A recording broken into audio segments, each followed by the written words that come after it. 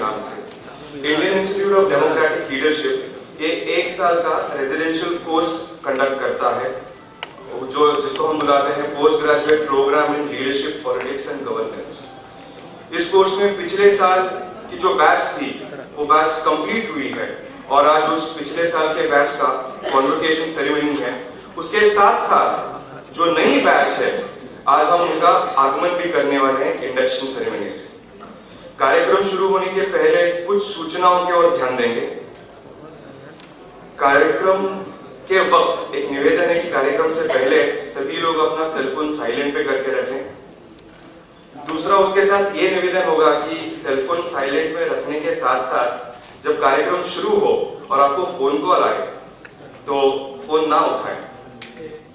अच्छा नहीं लगता, माननीय मंत्री जी स्टेज पे हो गए और हमारे साथ कॉन्वोकेशन सेरेमनी जिनका हो रहा है, इंडक्शन सेरेमनी जिनका हो रहा है, जैसे युवा पीढ़ी होगी, तो हमने ऐसे ना करना। कार्यक्रम के बीच हमने अपने स्थान बदलने भी नहीं चाहिए। हम जिस जगह पे बैठे हैं उस जगह पे बैठे रहना ठीक रहेगा। 5-10 मिनट में कार्यक्रम शुरू होने वाला है, तो आपको अगर कुछ फोन कॉल्स करने हैं तो इसी समय करके लेंगे।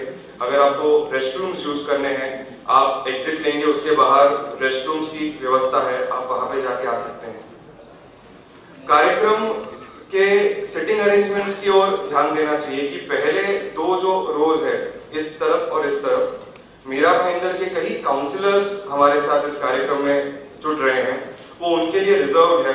सो वहां पे पहले 2 रोज और यहाँ पे पहले 2 रोज। उनके पीछे शायद मैं कह सकता हूँ कि फ्यूचर काउंसलर्स बैठे हैं, वहां पे हमारे पुरानी बैच के future councillors, future elected representatives, यहाँ पे हमारे नए बैच के फ्यूचर काउंसलर्स, इलेक्टेड रिप्रेजेंटेटिव्स बैठे हैं। तो सीट्स की तरफ भी हम ध्यान देंगे।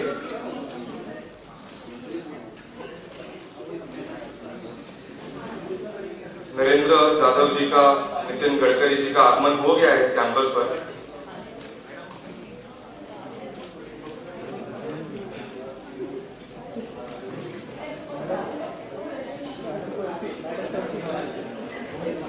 मैं एक बार कार्यक्रम का स्वरूप भी पढ़ लेता हूं आपकी जानकारी के लिए। हम एक 2 मिनट में शुरू करेंगे। IITL की एक छोटी फिल्म बनाई है हमने उससे।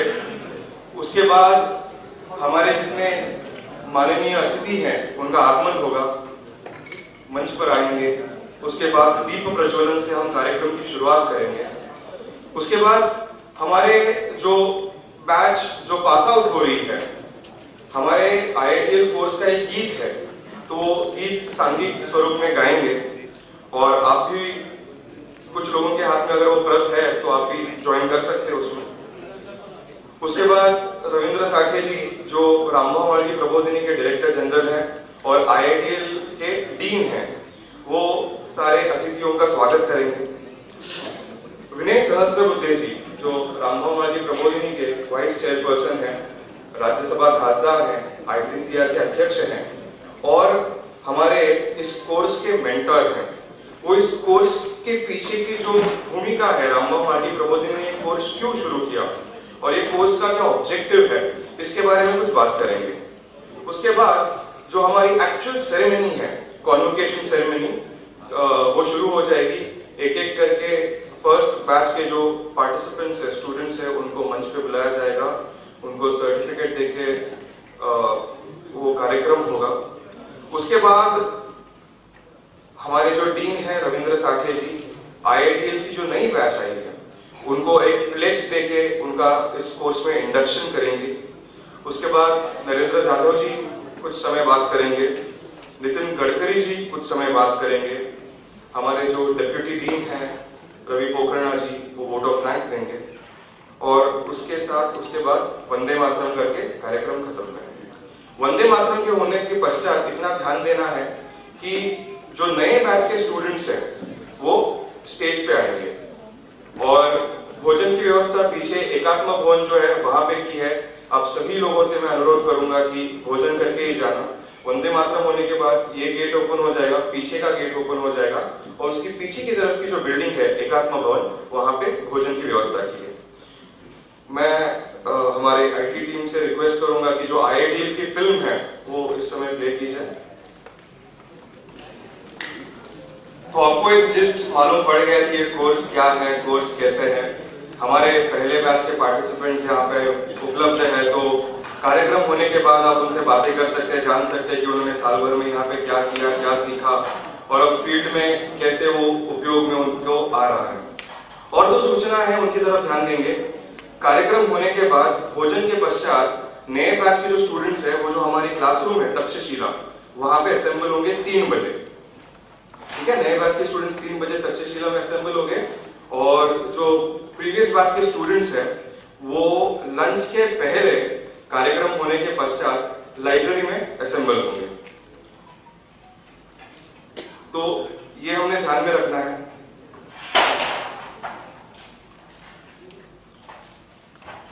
कुछ ही समय में हमारे अतिथियों का आगमन होगा। फिर से मैं एक बार रिपीट करूंगा इंस्ट्रक्शंस जो है कि अपने अपने सेलफोन साइलेंट पे, इस पे ध्यान दीजिए। कार्यक्रम के समय फोन ना उठाएं, ऐसे मैं आपसे निवेदन करूंगा। आपसे ये भी निवेदन करूंगा कि कार्यक्रम के समय हम ज्यादा हिलचाल ना करें। जिस स्थान पे हम बैठे हैं वहीं पे बैठे रहें। आपको जगह बदलनी है तो इस समय बदल सकते हैं जब तक अतिथियों का आगमन नहीं होता है।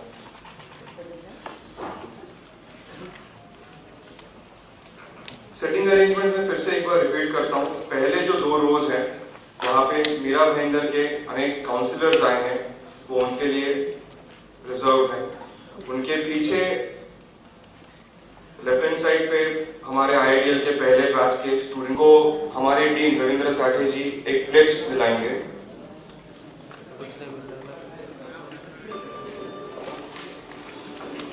तालियों की गड़गड़ाहट से हम अतिथियों का स्वागत करें। माननीय नितिन गडकरी जी, माननीय नरेंद्र जाधव जी, विनय जी, रविंद्र साठे जी,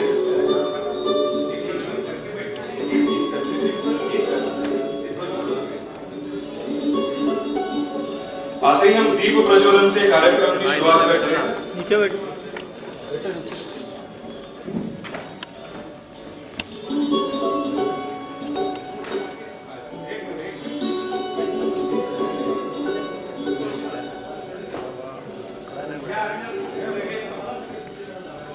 मंच पर हमारे ट्रस्टी रेखा महाजन जी,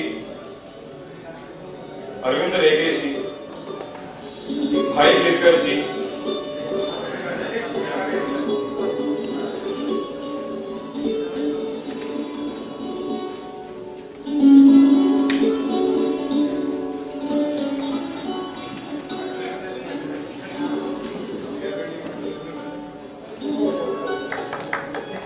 भारतीय पद्धति से हम इस कार्यक्रम की शुरुआत करते हैं। इस संस्था के प्रेरणा रामभव माळगी जी की प्रतिमा है।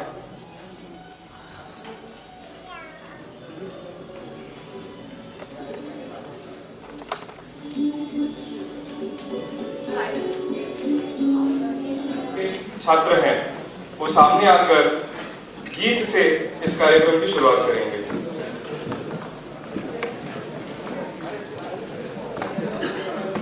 आईआईटीएल के छात्र दिन में 3 बार अपने क्लास में गाते हैं। भारत सारा एक गीत के बोल है।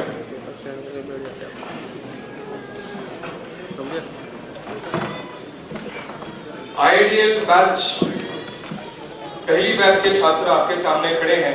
पीछे पीछे।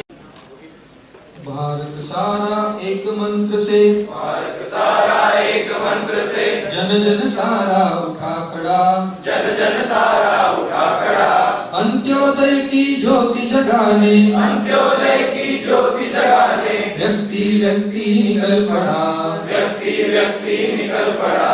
भारत सारा एक, भारत सारा एक, भारत सारा एक, भारत सारा एक, भारत सारा एक, भारत सारा एक, गरीब का कल्याण न्याय हो, गरीब का कल्याण न्याय हो, हम सबका साझा सपना, हम सबका साझा सपना, किसान श्रमिकों की खुशहाली, किसान श्रमिकों की खुशहाली, निश्चय हम हम सबका अपना, निश्चय हम सबका अपना, विकास यात्रा गतिशील करने, विकास यात्रा गतिशील करने, समाज सारा उमड़ पड़ा, समाज सारा उमड़ पड़ा।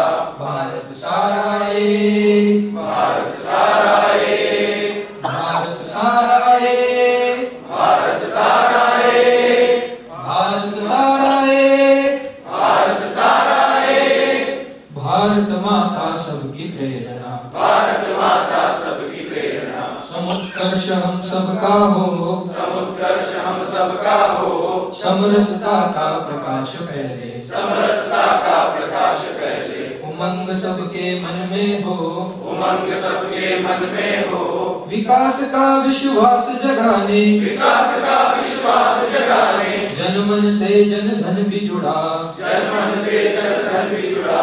भारत सारा एक, भारत सारा एक, भारत सारा एक, भारत सारा एक, भारत सारा एक, भारत सारा एक, नर नारी में हो समानता, नर नारी में हो समानता, सबको शिक्षा सदा मिले, सबको शिक्षा सदा मिले, उपेक्षितों के आंगन में भी, उपेक्षितों के आंगन में भी, समाधान के फूल खिले, समाधान के फूल खिले, नवयुग का नव ज्ञान सीखने, नवयुग का नव ज्ञान सीखने, एक पढ़ा दूसरा भी बढ़ा, एक बड़ा दूसरा भी बड़ा।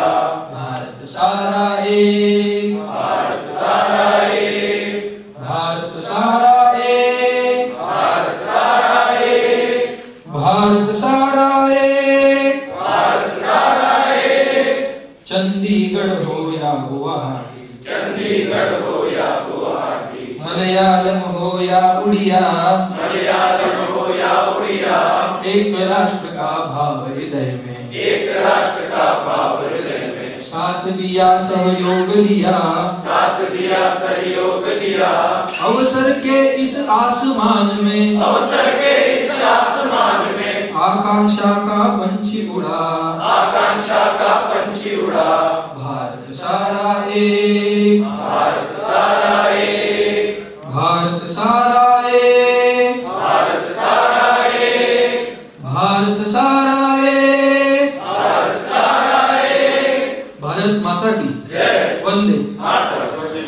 सभी गणमान्य इस सभागार में उपस्थित मीरा भाईंदर के विधायक नरेंद्र मेहता जी, मीरा भाईंदर शहर की प्रथम नागरिक डिम्पल मेहता जी, सभी कॉरपोरेटर्स, भाई और बहनों और पत्रकार मित्रों का मैं रविंद्र साठे, रामभाऊ मालकी प्रबोधिनी की ओर से हृदय से स्वागत करता हूँ। मैं खाली स्वागत के लिए यहाँ पर खड़ा हूँ। आज हमारे मध्य में केंद्रीय मंत्री आदरणीय नितिन गडकरी जी उपस्थित है और विशेष अतिथि के रूप में सांसद और प्रसिद्ध अर्थतज्ञ माननीय डॉक्टर नरेंद्र यादव जी उपस्थित है। इन दोनों का मैं आप सबकी ओर से और मार्गी प्रबोधिनी की ओर से हृदय से स्वागत करता हूं और प्रबोधिनी के उपाध्यक्ष डॉक्टर विनय सहस्रबुद्धे जी से अनुरोध करता हूं कि कृपया दोनों मान्यवरों का शाल, पुष्पगुच्छ और तुलसी का पौधा देकर स्वागत करें।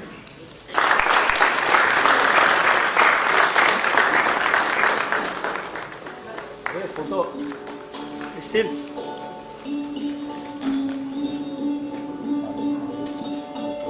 माननीय डॉक्टर नरेंद्र यादव। रहने के बाद बैठो ना, बैठ के करो ना।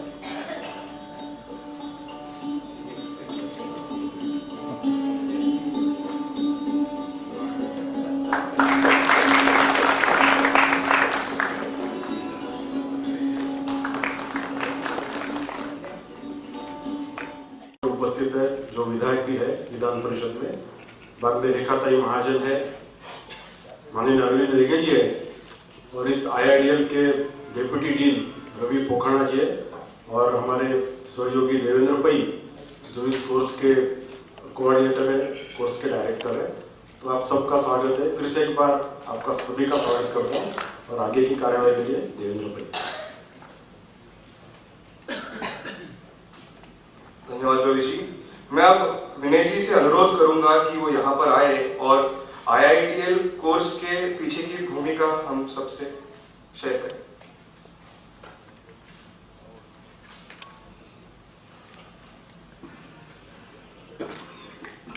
रामबाबू महाराज प्रबोधिनी के तत्वावधान में विगत मई महीने से जो भारतीय जनतांत्रिक नेतृत्व संस्थान यानी Indian institute of democratic leadership प्रारंभ हुआ, उसके द्वारा जो एक पाठ्यक्रम 1 साल से हमने चलाया जिसका नाम था certificate programme in politics, leadership and governance.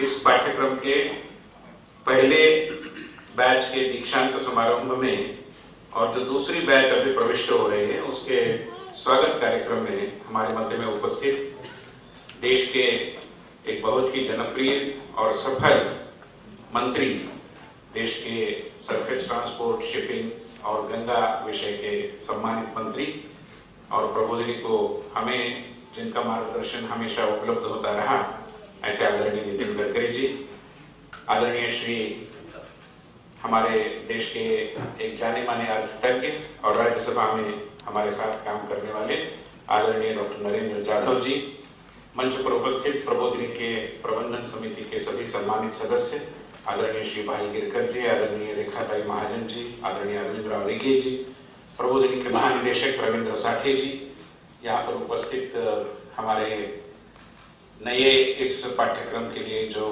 उप अधिष्ठाता के रूप में आए हैं श्री रवि पोखरणा जी, देवेंद्र जी और उपस्थित भाई और बहनों। 1 साल पहले जब ये पाठ्यक्रम शुरू हुआ तो उसके पीछे एक विचार था। विचार यह था कि पूरे विश्व में भारतीय जनतंत्र विश्व का सबसे बड़ा जनतंत्र है, जिस पद्धति की जनसंख्या हमारे पास है। और हम सबको शायद ये भी पता होगा कि द्वितीय महायुद्ध के पश्चात बहुत सारे देश स्वतंत्र हुए, स्वाधीन हुए और उनमें से अधिकांश देशों ने जनतांत्रिक शासन पद्धति को स्वीकार किया। मगर बहुत ही कम देश ऐसे होंगे जहां पर विगत 70 सालों में जनतांत्रिक पद्धति बनी रही, कोई तानाशाह उभरा नहीं और लोगों की जनतांत्रिक आस्था के अनुसार एक सफल जनतांत्रिक प्रक्रिया शासन पद्धति की चलती रही। ऐसे गिने चुने सफल जनतांत्रिक देशों में हमारा देश है, भारत है। मगर विश्व भर में जनतंत्र पढ़ाने वाले बहुत सारे लोग हैं और भारत में जनतांत्रिक प्रक्रिया और जनतांत्रिक नेतृत्व का कोई सोचा समझा पाठ्यक्रम लगभग नहीं के बराबर है। कुछ लोगों ने कुछ साल पहले से कुछ प्रयास किए हैं, मगर जो सामान्यतः कमर्शियल पद्धति के, जिसके कारण आज की चुनाव की प्रक्रिया में जाने की दृष्टि से जो खुद को तैयार करना चाहते हैं, ऐसे नेताओं की मानो एक फैक्ट्री लगाने का काम कुछ लोग कर रहे हैं।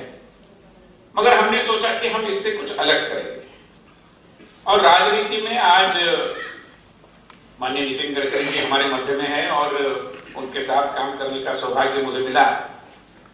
तब वो हमेशा ये कहते रहे और आज भी अपने भाषण में निश्चित रूप में वो यही हमें संदेश देने वाले हैं कि राजनीति में आओ तो प्रेरणा की पवित्रता के साथ आओ। ये पैसा बनाने का क्षेत्र नहीं है और इसलिए झटपट हम अमीरी की तरफ बढ़े, इसलिए राजनीति को उपकरण मानने वालों की संख्या हमारे देश में बहुत ज्यादा हो गई और उनको सहयोग करने वाला ऐसा भी कुछ प्रयास कुछ संस्थाओं के माध्यम से हुआ।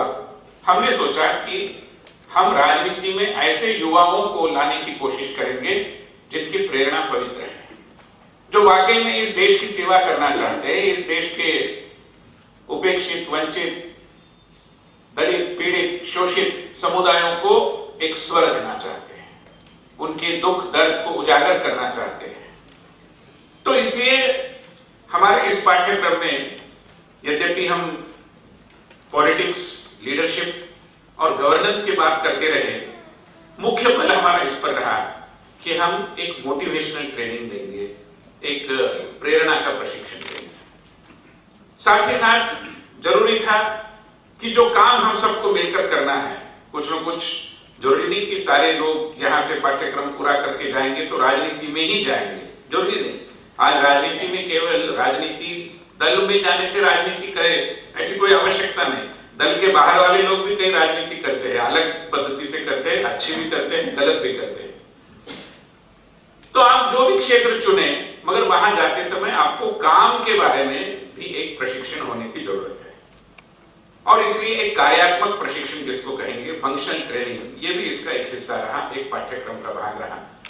और तीसरी बात है कि जो कुशलताओं को हमें अर्जित करना चाहिए, उसके लिए भी इस पाठ्यक्रम में पूरी व्यवस्था बनाई गई है। जो लीडरशिप सेगमेंट है वो मुख्य रूप में कुशलता पढ़ाने का सेगमेंट है।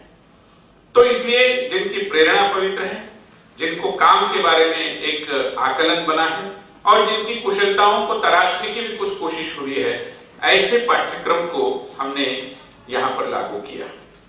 और मुझे खुशी है कि इस पाठ्यक्रम में देश के विभिन्न भागों से विगत एक साल में 32 छात्रों ने भाग लिया, जिसमें एक महिला भी थी।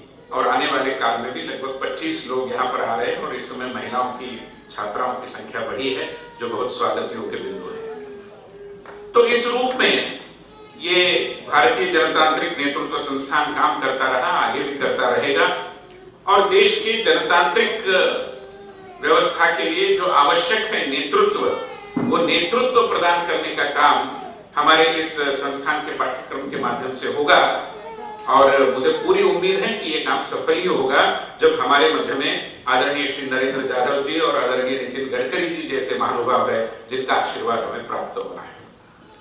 यादव जी के बारे में हम सब जानते हैं कि बहुत ही आर्थिक विषय में जिनकी एक अपनी बुनियादी सोच है और डॉक्टर बाबा साहब अम्बेडकर के नक्शे कदम चलते हुए जिन्होंने ज्ञान के क्षेत्र में अपनी एक मुद्रा निर्माण की, एक वित्तीय प्रबंधन के क्षेत्र में भी एक माहिरियत हासिल की, और सबसे महत्वपूर्ण भारत में जो जिसको दलित लिटरेचर कहा जाता है, जो मैं मानता हूं कि एक वेदना का वांग्मय है, उसमें जिन्होंने एक कीर्तिमान स्थापित किया, ऐसी उनकी किताब है।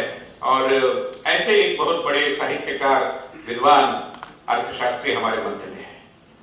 और इन सारी विधाओं को जो एक प्रैक्टिकल स्पर्श देना चाहिए, एक व्यावहारिक भूमिका जिन्होंने अपने काम के आधार पर बहुत मजबूत की है, ऐसे आदरणीय नितिन जी भी हमारे मध्य में है। विगत कुछ सालों से विकास की राजनीति नाम का एक शब्द हमारे देश में हम सुन रहे हैं। बहुत सारे राजनीतिक दल ऐसे नहीं होते कि जो विकास की राजनीति की भाषा भी कर पाए, क्योंकि वो साख ही नहीं उनकी बनी। मगर इस देश में जो राजनेता है कि जो विकास की राजनीति करते हैं, उन विकास की राजनीति करने वाले राजनेताओं के अग्रणी है आदरणीय नितिन गडकरी जी।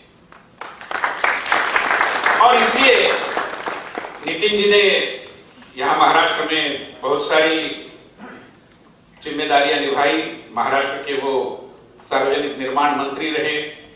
बाद में अटल बिहारी वाजपेयी जी ने उनको देश के ग्रामीण अंचलों में जो पथ निर्माण का काम होता है उसका पूरा दायित्व दिया, वो भी उन्होंने बखूबी निभाया। पार्टी के अंदर भी बहुत सारे दायित्व, यहाँ तक कि शिखर स्थान पर वो राष्ट्रीय अध्यक्ष भी रहे। और अभी देश के सफलतम मंत्रियों में से एक, ऐसा निष्पक्ष जानकार भी उनके बारे में बोलते हैं।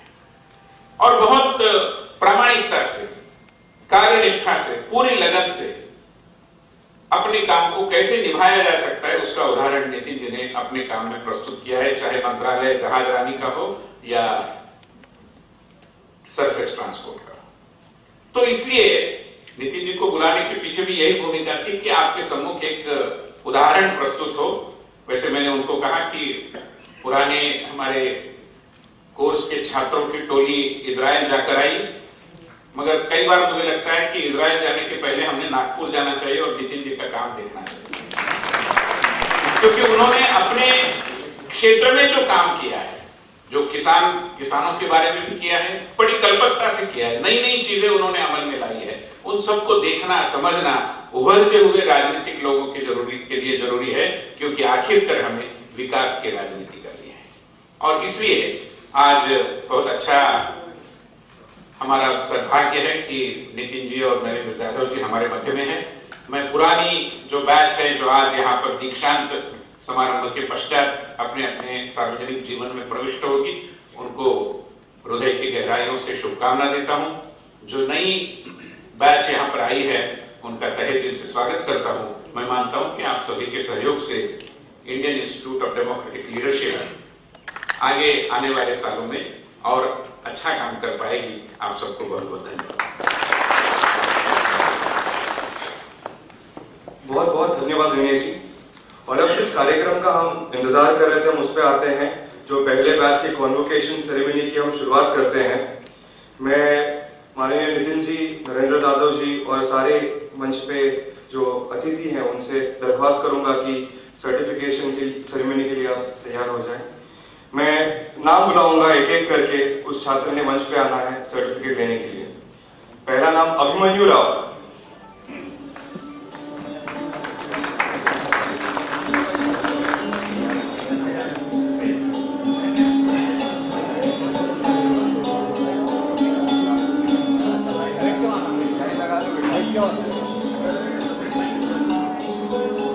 जोरदार तालियों से अभिमन्यु का अभिनंदन करेंगे। दूसरा नाम आदित्य छात्रा। अभिमन्यु उदयपुर राजस्थान से है। आदित्य मध्य प्रदेश के जबलपुर से आते हैं। जोरदार तालियों से उनका स्वागत। अमित चौहान जो महाराष्ट्र से है, यहीं पे थाने भाईंदर में रहते हैं।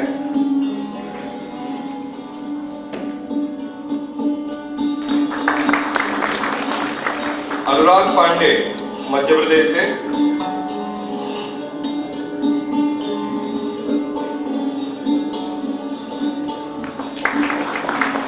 उमेश गुप्ता जो कि जयपुर राजस्थान से आते हैं।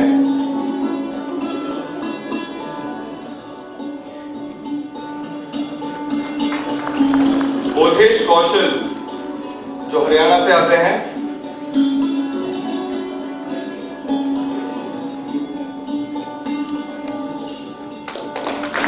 जयेश शेखावत जो महाराष्ट्र से हैं।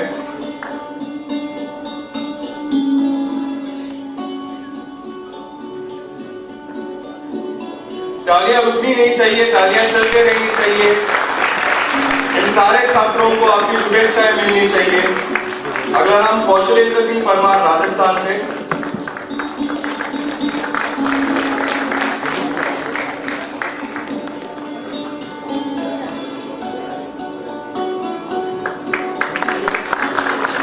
अनुरोध करता हूं कि अगले सर्टिफिकेट्स नरेंद्र यादव जी अपने हाथ से देंगे। अगला नाम आंध्र से तिरुपति से नूथन वर्मा।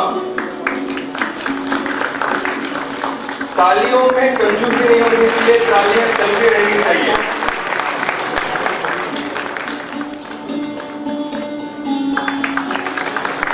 पंचम दत्त पंजाब से।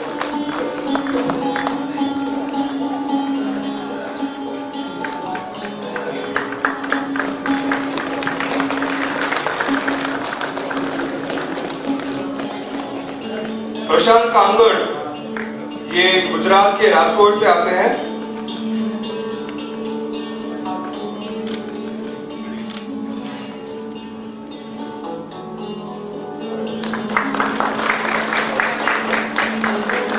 प्रवीण चंद्र पिड़ीशेट्टी ये तेलंगाना से हैदराबाद से आते हैं।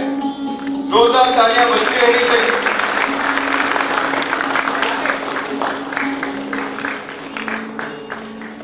रवि सोनी जो मध्य प्रदेश से आते हैं।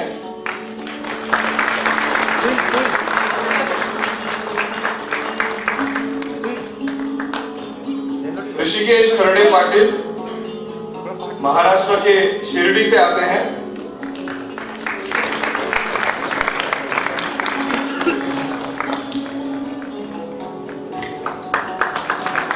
अगला नाम रोहित चौधरी महाराष्ट्र के संगमनेर से आते हैं।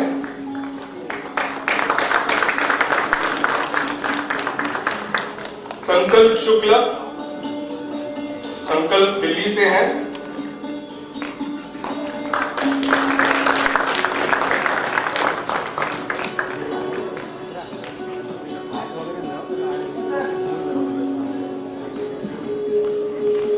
संकेत कुलकर्णी जो सांगली से हैं,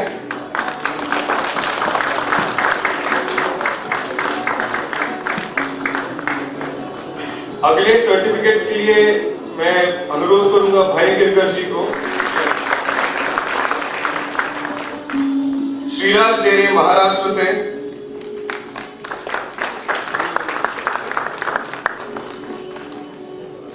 मैं अगले सर्टिफिकेट के लिए रेखा ताई महाजन जी को कहूंगा। अगला नाम है सुमन मेहता। हेलो,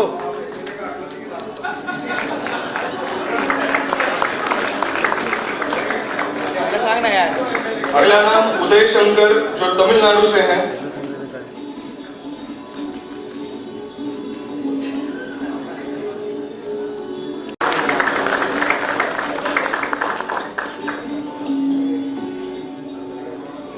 अब मैं अनुरोध करूंगा विनय जी को अगले सर्टिफिकेट देने के लिए। उमेश राठौड़ महाराष्ट्र के यवतमाल से आते हैं।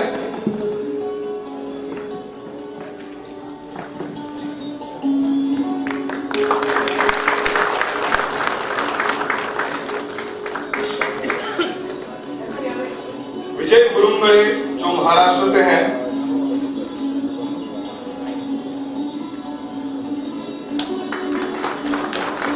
इस बैच के आखिरी सर्टिफिकेट के लिए मैं श्री अरविंद जी को अनुरोध करूंगा, अरविंद रेगे जी को सर्टिफिकेट देने के लिए। योगेंद्र सिंह ठाकुर,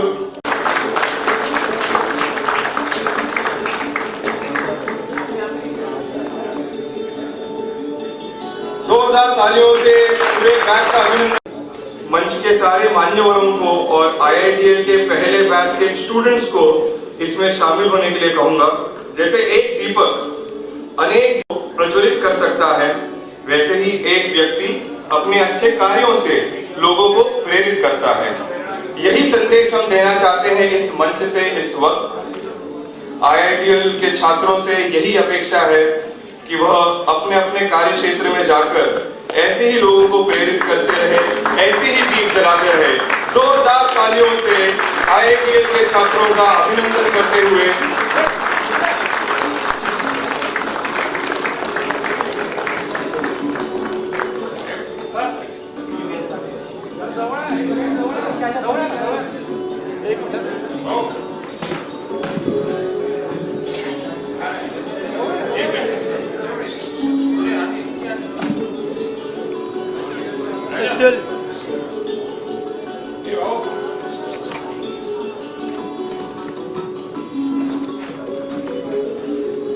यस,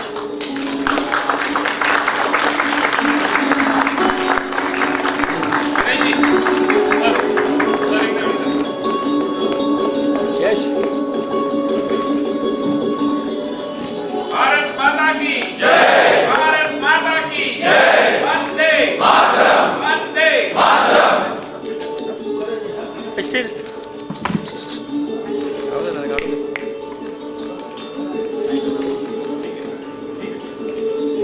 एक दीप से जला दूसरा दीप। छात्र अपने अपने कार्य क्षेत्र में जाके लोगों को प्रेरित करें। अब मैं अनुरोध करूंगा हमारे डीन श्री रविंद्र साठे जी को नए बैच को फ्लेक्स देने के लिए। मैं नए बैच के छात्रों को अनुरोध करूंगा कि वो अपने जगह पे खड़े हों और जैसे हमारे डीन फ्लेक्स कहेंगे उनके पीछे अपने फ्लेक्स दोहराना। एक एक पंक्ति में दोहराना, मेरे पीछे सभी दोहराना। भारतीय जनतांत्रिक नेतृत्व संस्थान से संबंधित हम सभी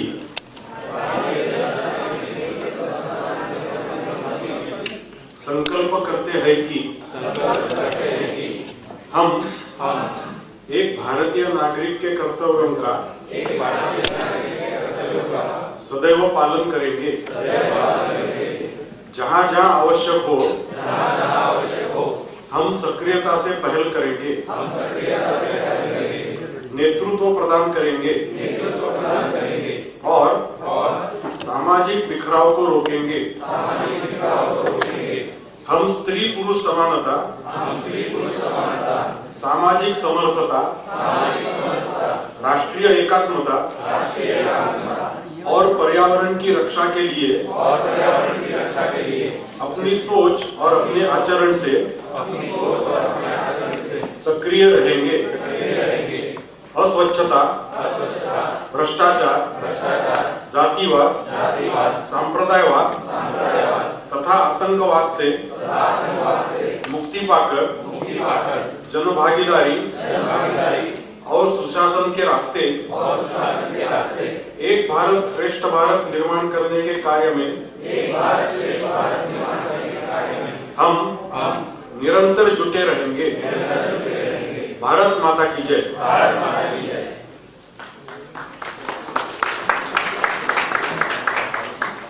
इसके बाद मैं आग्रह करूंगा डॉक्टर नरेंद्र जाधव जी को इस मंच पे आकर हमसे कुछ बातें करें।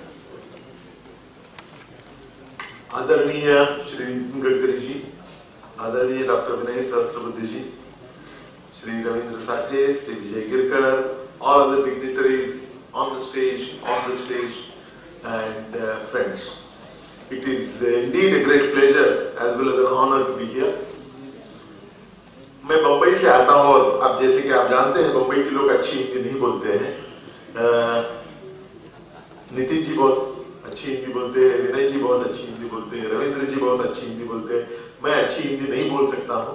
मैं बम्बई में पढ़ा हूँ और वो बम्बई में आप जैसे कि आप जानते हैं, तुम नीचू जाना फिर मैं पीछू से आता हूँ, इस प्रकार की हिंदी हम लोग बोलते हैं। तो इस भाषण में मैं अंग्रेजी का प्रयोग करूंगा और कुछ हद तक हिंदी का प्रयोग भी करूंगा अगर आपकी सहमति हो तो। At the very outset, I would like to congratulate Rambhau Margi Prabodhini for its various achievements in the last 18 years, including a very innovative postgraduate program in leadership, politics and governance that they have instituted under the Indian Institute of Democratic Leadership. I also would like to heartily congratulate the first batch of the postgraduate program in leadership, politics and governance. यहाँ बहुत सारी batches आने वाली है, लेकिन पहली batch ये हमेशा पहली बैच रहेगी।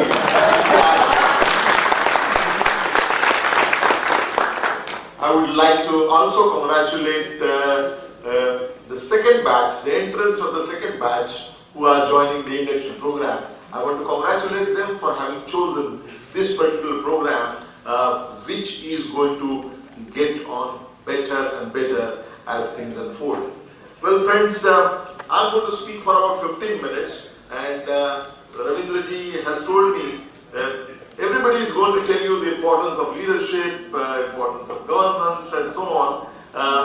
And you have been told about that for the last 9 months during the duration of this program. So I wanted to talk to you about a different subject.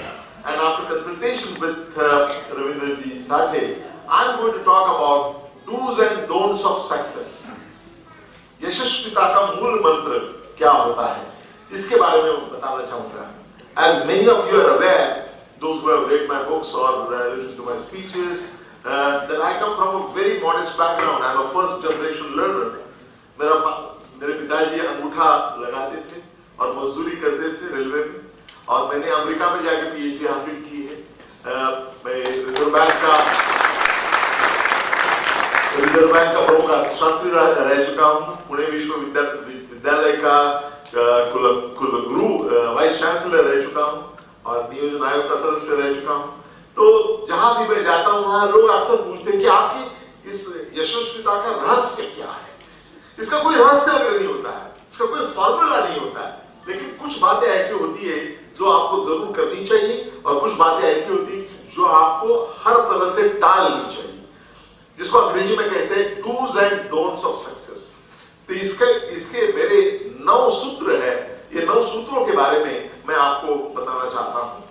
इसका पहला, यशस्विता का पहला सूत्र यह है कि हर एक व्यक्ति को चाहिए कि उसके सामने एक ध्येय हो, और वो ध्येय बड़ा ही होना चाहिए. ध्येय कभी छोटा नहीं हो सकता है. कुछ दिनों पहले जब मैं थाना में विद्यार्थीगण से बात कर रहा था तो मैं पूछ रहा था तुम्हारा ध्येय क्या है, तुम्हारा ध्येय क्या है. एक बच्चे ने खड़े होकर मुझे कहा मेरा ध्येय है कि कल्याण लोकल में खिड़की की जगह मिलना, ये मेरा ध्येय है. आपका ध्येय इतना छोटा नहीं हो सकता है, ध्येय होना चाहिए और ध्येय बड़ा ही होना चाहिए। देखिए हर एक व्यक्ति में किसी न किसी बात का एक राजहंस छुपा हुआ है। कोई ऐसा व्यक्ति नहीं है जो पूरी तरह से जिसको यूजलेस कहे, ऐसा कोई नहीं होता। कुछ ना कुछ अलग बात आप में है, वो कला के क्षेत्र में होगी, शास्त्रों में होगी, संगीत के क्षेत्रों में होगी, स्पोर्ट्स के क्षेत्र में होगी, क्रीड़ा के क्षेत्र में होगी। कुछ ना कुछ आपके आप में there is something divine in you, कुछ राजहंस आपके अंदर है। तो आपके अंदर जो राजहंस छिपा हुआ है उसको देखते हुए आपको आपके सामने एक अच्छा ध्येय रखना चाहिए और वो ध्येय उच्चतम ही होना चाहिए। यहां मैं उदाहरण देता हूं सचिन तेंदुलकर का। जैसे कि आप कई लोग जानते हैं Sachin Tendulkar was very poor student as a student, but he did such a great wonderful job in the field of cricket, क्योंकि उसमें जो राजहंस था वो राजहंस क्रिकेट का था, क्रीड़ा का था। उसने उसका शोध लिया और उसको फॉलो किया और कितना महान काम किया है ये सब हम जानते हैं। तो पहली बात तो ये है कि आपको ध्येय आपके सामने होना चाहिए। दूसरा जो सूत्र है वो ये है कि कठोर परिश्रम के लिए कोई पर्याय नहीं है। There is no substitute for hard work. There was no substitute for hard work in the past. There is no substitute for hard work today, and it is unlikely to have a substitute for hard work in future. Thomas Alva Edison जिन्होंने electric के bulb का खोज की, उनका एक बहुत सुंदर वाक्य है। उन्होंने कहा था, even for a genius, it is 1% inspiration. But 99% is perspiration. एक बहुत ही प्रतिभाशाली, आप चाहे कितने भी प्रतिभाशाली व्यक्ति हो, आपके यशस्विता में प्रतिभा का हिस्सा है वो 1% है, और 99% उसमें जो हिस्सा है वो आपने जो मेहनत की है, जो अखंड परिश्रम की है, उसका होता है। ये शब्द है थॉमस अल्वा एडिसन के जैसे। तो कठोर परिश्रम को पर्याय पहले नहीं था, आज नहीं है, और इसके भविष्य में होने की कोई संभावना नहीं है। तो ये दूसरा सूत्र है। तीसरा सूत्र जो है वो आपके पास ध्येय जरूर होगा और वो बड़ा भी होगा, लेकिन उस ध्येय के परिपूर्ति के लिए आपके पास दुर्दम्य इच्छा शक्ति की जरूरत, प्रबल इच्छा शक्ति की जरूरत है। ये ध्येय कोई, जैसे मराठी में हम कहते हैं गाजर की पुंगी नहीं है कि बजी तो बजी, नहीं तो तोड़ के खा ली। ध्येय ऐसा होना चाहिए कि जिसके परिपूर्ति के लिए आपको you have to be crazy about achieving what you set out for yourself. The target, the objective that you set out for yourself. You have to work so hard and you have to go after that. Nothing is impossible, but you have to go after your achievement, your objective with everything that you have got. You cannot make half-hearted effort. You cannot make casual effort. हो गया तो हो गया, नहीं तो चलता है. If that is the kind of attitude you have, you will never achieve anything. So that is the third principle. Fourth principle is management of time. This is very, very important. You know, I stayed in America for many years. When I came back, you know, घर के सब बच्चे बड़े हो गए थे. We have a joint family. सब बच्चे बड़े हो गए थे. तो उनके बोलने में एक शब्द मैंने सुना, वो मुझे पता नहीं था. वो शब्द था टीपी. तो मैंने मेरे भतीजों को पूछा, ये टीपी क्या होता है? बोले टीपी आप नहीं जानते? टीपी का मतलब है टाइम पास. टाइम पास दुनिया के किसी लैंग्वेज में, किसी भाषा में कौन सा भी शब्द ऐसा नहीं है जो टाइम पास से बुरा होगा. Time pass, time is not meant for passing, and those who think time is meant for passing, they will never succeed in anything that they do. जो लोग समझते हैं कि टाइम ये पास करने के लिए है, वो जिंदगी की परीक्षा में अक्सर फेल होते जाएंगे. इसमें कोई बोलने की जरूरत नहीं है, इसमें कोई संदेह नहीं है. तो हर एक को चाहिए कि आपका टाइम मैनेजमेंट करें. टाइम मैनेजमेंट को आपको अभी से शुरुआत करना चाहिए. टाइम मैनेजमेंट का मतलब क्या करना है? तो आप दिन भर का जो आपका कार्यकाल है, हम जब स्कूल में होते, जब कॉलेज में होते, तो हम जानते हैं कि कौन से वक्त, कौन से दिन, कौन से वक्त, कौन से विषय का पीरियड है. वो स्कूल तक सीमित नहीं रहना चाहिए, वो आपकी पूरी आयु का प्लान आपको करना चाहिए कि दिन में इतने घंटे है, इतने घंटे में इतने रेस्ट के लिए है, इतने टीवी देखने के लिए, इतने दोस्तों के लिए है, इतने होमवर्क करने के लिए, इतने रीडिंग के लिए है। आपके अग्रक्रम आप डिसाइड कीजिए और उसकी बदौलत आप आपका टाइम टेबल बनाइए और प्लानिंग करने का प्रयास करें। दुनिया में ऐसा कोई यशस्वी व्यक्ति नहीं है जिन्होंने अपने टाइम का यथा योग्य नियोजन नहीं किया है। हर एक सक्सेसफुल आदमी की अपनी अपनी स्टाइल होती है, लेकिन ये सब में जो समान सूत्र आप देखेंगे वो समान सूत्र ये है कि उन्होंने सब लोगों ने अपने टाइम का मैनेजमेंट करना बहुत अच्छी तरह से सीख लिया था और बचपन से सीख लिया था। ये चौथा सूत्र है। पांचवा सूत्र जो है वो है शॉर्टकट कभी नहीं लेना है। शॉर्टकट ये अक्सर और हरदम अंतिमतः लॉन्ग कट साबित होता है, तो शॉर्टकट लेने की कोई जरूरत नहीं है। मराठी में मैं एक दो वाक्य कहूंगा।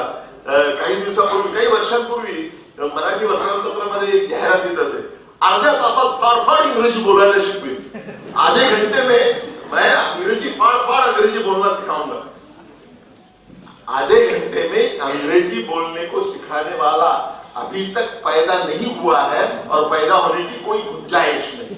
अगर आप चाहते हैं कि आपको अच्छी अंग्रेजी आनी चाहिए, तो उसके लिए जो भी परिश्रम करने हैं उसको करने हैं। अगर शॉर्टकट लेके आप करोगे तो आप 5-10 मिनट में एक्सपोज हो जाएंगे और आप दुनिया को कभी किसी तरह से शॉर्टकट लेके आप मिसलीड नहीं कर सकते हैं और यशस्वी बिल्कुल नहीं हो सकते। तो जो भी आप चाहते हैं, बनना चाहते हैं, जो भी आप करना चाहते हैं, उसके लिए जो भी लगन, जो भी परिश्रम की जरूरत है, उसमें किसी प्रकार से शॉर्टकट लेना नहीं चाहिए।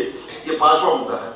छठा मुद्दा जो मेरा है, छठा सूत्र जो है, जो भी उदात्त हो, जो भी उत्तम हो, वो हासिल करने की कोशिश आपको करनी चाहिए। एजुकेशन की बात आप कर रहे हैं, जो भी आप कर रहे हैं वो उसमें से बेस्ट क्वालिटी एजुकेशन लेने का प्रयास आपका होना चाहिए, उसमें कॉम्प्रोमाइज नहीं करना है। और आपने अगर उसके लिए जरूरत पड़े, प्रदेश जाने की जरूरत पड़े, तो प्रदेश जाके आप उच्च शिक्षा हासिल कीजिए, उसमें कोई बुरी बात नहीं है। लेकिन जब भी आप प्रदेश जाएंगे तो उच्च शिक्षा के लिए, तो आपको वापस आना है, ये मत भूलिए, क्योंकि हमारे माता पिता के जैसे हमारे मातृभूमि को कोई पर्याय नहीं है। जो ये सोचते हैं कि उनको पर्याय है, उसको बहुत बुरा इफेक्ट होता है। जब मैंने अमेरिका में मेरी पीएचडी खत्म की, प्रबंध लिख के पीएचडी खत्म की, तो मैं जब 5वें दिन मैं अमेरिका छोड़ के, बहुत सारी अपॉर्चुनिटीज हाथ जोड़ के सामने खड़ी थी, लेकिन वो सबको नजरअंदाज करके 5वें दिन मैं भारत में लौट आया। तो जब मैंने लौट आने की घोषणा की तो वहां के सारे वहां के भारतीय विद्यार्थी संगठन का अध्यक्ष था, तो सब लोगों ने मुझे पूछा, जब मैंने अनाउंस किया कि अभी मैं जा रहा हूं, सब लोगों ने कहा, are you mad, are you out of your mind, are you crazy, why are you going back? तो मैंने उनसे कहा था, you don't ask an innocent person why he is not a thief. आप निरपराध आदमी को ये नहीं पूछते कि आप चोर क्यों नहीं है, आप चोर को पूछते हैं तुम चोर क्यों। So rather than asking me why I am going back, you should be asking yourselves why are you not going back? बहुत कम लोगों को समझ में आया तब, लेकिन उसी दिन शाम को वहां जो मध्यमवयीन लोग थे, मैं तो बच्चा ही था और उनके जैसे मध्यमवयीन लोग थे, वो मेरे घर आए, अकेले आए और बोले कि हम जब आप जो स्टेज में है, वो स्थिति में जब हम थे, तब हमारी विचारधारा अगर आपके जैसी होती तो कितना अच्छा होता। तब हमने योग्य निर्णय नहीं लिया, तब हम यहाँ रुके और अभी हर दिन हम सोचते हैं, हमारे देश में वापस जाने का सोचते हैं और हमारे बच्चे हमसे कहते हैं कि पापा आपको जाना है तो आप जाइए, हम लोग इधर ही रहते हैं। और ऐसे लगता है कि हम यहाँ फंस गए हैं। मुद्दा ये है कि कभी मत भूलिए कि मातृभूमि को, माँ बाप के जैसे मातृभूमि को भी कोई पर्याय नहीं होता है। सातवां जो मेरा सूत्र है वो भी माता पिता के बारे में। माता पिता का हमारे जीवन में जो स्थान है उसको हम अक्सर भूलते हैं, क्योंकि यहाँ के छात्र जो जिस उम्र में है उस उम्र में ऐसे लगता है कि पेरेंट्स बहुत किटपिट करते रहते हैं, पूछते रहते कि देखो तुम्हारा ये क्यों नहीं हुआ, ये उसका देखो कैसे हो गया। तब गुस्सा हो जाते हैं बच्चे, और बच्चों को लगता है कि ये बहुत माता पिता बहुत अपने को बातें सुनाते रहते हैं, किटपिट करते रहते हैं। मैं आपको बताना चाहता हूं, never forget that your parents are part of your team. Never forget that they are on your side. And I would like to remind you a great metaphor that was used by Dr. Sarvapalli Radhakrishnan, one of our former president of India, whose birthday is celebrated as Teachers Day. He had said that in Indian culture, भारतीय संस्कृति में माँ बाप का जो स्थान होता है वो होता है घर के सीलिंग के जैसे होता है. जब वो सीलिंग होता है तो उसका महत्व हम नहीं जानते हैं, लेकिन जब वो सीलिंग दूर हो जाता है तब हमें पता चलता है कि हम कैसे एक्सपोज हो गए. तो वो स्थिति आने तक आपको रुकना नहीं चाहिए. माता पिता का महत्व आपको जरूर ध्यान में रखना चाहिए. इसका मतलब ये नहीं कि आप चुपचाप वही करें जो माता पिता आपको बोल रहे हैं. इसका मतलब ये है कि आप उनका ठीक से सुन लीजिए, डोंट बैक आंसर देम, उसके ऊपर गौर कीजिए और आपको जो सही लगता है वो निर्णय लीजिए. जाते जाते मैं पेरेंट्स को भी बताना चाहता हूं कि कृपा करके आपकी जो महत्वाकांक्षा पूरी नहीं हो गई है उसको अपने बच्चों पर लादने की कोशिश बिल्कुल मत कीजिए. और जो करते हैं वो बच्चों को मैं बताऊंगा कि ऐसी अपनी माता पिता की बात सुनने की बिल्कुल जरूरत नहीं. मैं पेरेंट्स को कहना चाहता हूं कि आप में जो राजहंस था वो अलग था, तुम्हारे बच्चों में जो राजहंस है वो अलग है. आपको आपकी पालक के होते हुए आपकी जिम्मेदारी है कि तुम्हारे बच्चों में जो राजहंस है उसकी खोज करने की प्रक्रिया में उनकी मदद करना, ये तुम्हारा काम है. तुम्हारी दबी हुई महत्वाकांक्षा, अधूरी महत्वाकांक्षा, उसको इनके ऊपर बोझ नहीं, बच्चों के ऊपर बोझ नहीं डालना चाहिए. 8वां मुद्दा है, 9 सूत्र में रहे, उसका 8वां सूत्र है सोशल कमिटमेंट का. मैं देखता हूं, मैं जवान लोगों में रहता हूं as vice chancellor, in many roles I have been with young people. You know, I have noticed one thing, specially the students of IT, उनको दुनिया में अपने अपने चोजन फील्ड में लेटेस्ट से लेटेस्ट क्या है ये सब मालूमात होती, लेकिन अपने पैर के नीचे क्या चल रहा है इसका कभी पता नहीं होता. अपने घर में समस्या क्या है इसका उनको एहसास नहीं होता है. हम जिस समाज में से आते हैं उस समाज की क्या समस्या है इसका कोई भान नहीं होता है. ऐसे लोगों के लिए मैंने एक नया शब्द निकाला है. I call them high IQ morons, उच्च बुद्धियांक वाले निर्बुद्ध लोग, जिनको सामाजिक भूमिका का, सामाजिक भावना का एहसास नहीं है. वो चाहे कितने भी बुद्धिमान हो, वो निर्बुद्ध है और ऐसे आपको नहीं बनना है. So don't be high IQ morons. और ये आपकी जिम्मेदारी है, आपके टीचर्स की जिम्मेदारी है और आपके माता पिता की जिम्मेदारी है. मेरा जो फाइनल सूत्र है, अंतिम सूत्र है, वो मानसिकता का सूत्र है. ये मानसिकता का सूत्र है, ये सबसे महत्वपूर्ण है. बाकी 8 सूत्र को आप पूरी तरह से पालन करेंगे, फिर भी अगर आपकी सही प्रकार की मानसिकता आपकी अगर नहीं होगी तो आप यशस्वी नहीं हो सकते. ये जो मानसिकता है, ये मानसिकता जो है उसमें पॉजिटिव एटीट्यूड, सकारात्मक मानसिकता, ये बहुत महत्वपूर्ण है. उसके सिवा कुछ नहीं होता है. हमारी जो मानसिकता होती है, वो जो संस्कार हमारे पर होते हैं, घर में होते हैं, स्कूल में होते हैं, बाहर होते हैं, ये संस्कार का परिणाम हमारे पर होता है और उससे हमारी मानसिकता बनती है. लेकिन जैसे समय बदलता है वैसे आपकी मानसिकता भी बदलनी चाहिए. दिवाली में जैसे हम लोग पूरा घर नीचे से ऊपर तक साफ कर देते हैं, वैसे time to time you have to clean up the mindset that you have.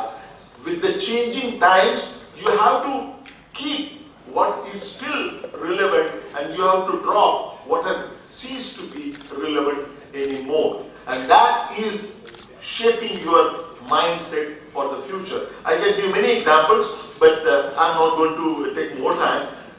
मुद्दा ये है कि सकारात्मक मानसिकता होनी चाहिए. वो मानसिकता होते हुए आपको अगर नहीं होगी तो आप बाकी 8 सूत्रों का पालन करके भी आपको यशस्वी होने से रोक सकती। अंत में 2 मिनट में और ले सकता हूं अगर आपकी आज्ञा हो तो। मैं एक आपको जोक बताना चाहता हूं, और ये जोक हिंदी में ही बोलूंगा मैं। जोक किस तरफ लेना है उसको, very important. Jokes are not common in convocation ceremony, but this joke is very very important because it is going to tell you something. क्या हुआ था कि बिल्लों की कुश्ती का इंटरनेशनल माहौल बन गया था। बिल्लों की कुश्ती, और जैसे अभी वर्ल्ड कप चल रहा है वैसे वर्ल्ड कप था बिल्लों की कुश्ती का, और उसमें 3 कैंडिडेट फाइनल में आ गए थे। पहला तो बहुत तगड़ा सा अमेरिकन बिल्ला था, दूसरा जो था वो यूरोपियन बिल्ला था, वो भी बहुत तगड़ा, बहुत स्ट्रांग, और तीसरा जो था वो भारतीय था। और भारतीय जो बिल्ला था वो बिल्कुल जिसको मुंबई के भाषा में जिसको सिंगल फसली कहते हैं, सिंगल फसली बिल्कुल मरा हुआ सा वो तीसरा बिल्ला था। और ये तीनों को जब लोगों ने देखा तो ताज्जुब हुआ कि ये यहाँ तक कैसे पहुंचा है। तो सेमीफाइनल में भारतीय बिल्ला और यूरोपियन बिल्ला इनकी फाइट थी। तो वो भारतीय बिल्ला ऐसे खड़ा है, कभी भी गिर जाएगा ऐसा लगता है, और वो जो यूरोपियन बिल्ला है वो कस के मैजेस्टिक स्ट्राइक्स लेते हुए वहां आता है, मंच पर आता है। सब लोग समझते हैं कि अभी भारतीय बिल्ला जो है उसकी तो चटनी बना देगा ये। वो आता है, पास में जैसे आता है वो घूर के देखता है ये अपने बिल्ले की तरफ, और अबाउट टर्न करके भागने लगता है। तालियों की बौछार, ये कैसे चमत्कार हो गया, लोगों को पता ही नहीं चलता है। तो लोग तो अपने इंडियन ट्रेनर को बोलते हैं कि भाई ये तो चमत्कार हो गया, लेकिन अभी आप वो अमेरिकन बिल्ला के साथ मत लड़ाओ, क्योंकि वो अमेरिकन बिल्ला बहुत खतरनाक है। वो एक झापड़ देगा तुम्हारे भारतीय बिल्ले को तो वो न्यूयॉर्क से भाईंदर को पहुंचा देगा। तो इसने कहा नहीं वो भाईंदर का ही था। बोला नहीं हो जाओ दे, हो जाने दीजिए। तो फिर फाइनल का राउंड आता है, तो फिर से भारतीय बिल्ला वहां खड़ा है, और वैसे ही खड़ा है जैसे अभी गिर जाएगा, उसको खाया पिया नहीं है, ऐसे खड़ा है, कोई एनर्जी नहीं है उसमें, कोई जान नहीं है उसमें, और वो खड़ा है। और फिर अमेरिकन बिल्ला आता है, वो WWF की ड्रेस पहन के आता है, वो ड्रेस शाम में वो ड्रेस को निकाल के आता है कि अभी इसको एक चाटा लगाऊंगा तो इसको इधर से उधर कर दूंगा। वो आता है जोर से, और आते ही नजदीक आके वो भी उछा है, वो भी ठीक से अपने बिल्ले की तरफ देखता है, वो भी अबाउटन करता है और दौड़ने लगता है, छलांग लगा के मेन गेट से ऊपर जाके बाहर की तरफ भागने लगता है। फिर से तालियों की बौछार, इसको गोल्ड मेडल वगैरह मिलता है भारतीय बिल्ले को, सबको बहुत ताज्जुब होता है। तो प्रेस कॉन्फ्रेंस में पूछा जाता है कि भाई ये कैसा आपने साथी कर लिया, इतने बड़े बड़े तगड़े बिल्ले थे और ये तुम्हारा सिंगल फसली बिल्ला, लेकिन उसके सामने आते हैं, देखते हैं और दौड़ के भाग जाते हैं, ये कैसे हो गया, आपको कैसे गोल्ड मेडल मिल गया? तो उसने कहा मैं बताऊंगा नहीं, वो मेरा ट्रेड सीक्रेट है। बोले नहीं आप बताइए, आप ये श्रीफल, शाल, ये इनाम सब कुछ रखिए, लेकिन हमको बताइए कि क्या राज है आपकी, यशस्विता है। बोले आपने वो देखा नहीं है, ठीक से देखा नहीं है। दरअसल जिसको भिड़ाया वो बिल्ला नहीं था, वो तो शेर का बच्चा था। तात्पर्य ये है कि आप लोग कभी मत भूलो कि हम सब लोग शेर के बच्चे हैं। धन्यवाद।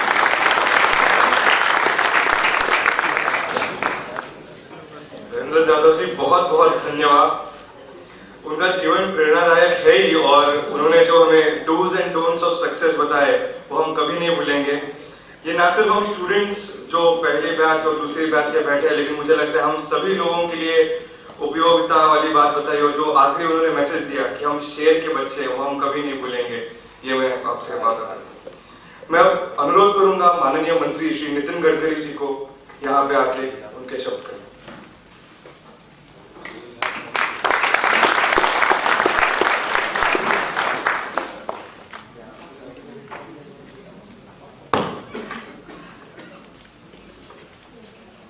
डॉक्टर नरेंद्र जाधव जी, मेरे सहयोगी विनय जी, भाई गिरकर, रविंद्र साठे, महादेव वैनी, जी, उपस्थित सभी मंच पर उपस्थित महानुभाव, भाई और बहन, सबसे पहले मुझे इस बात की खुशी है कि रामभाऊ म्हाळगी प्रबोधिनी की स्थापना जिस उद्देश्य से हुई थी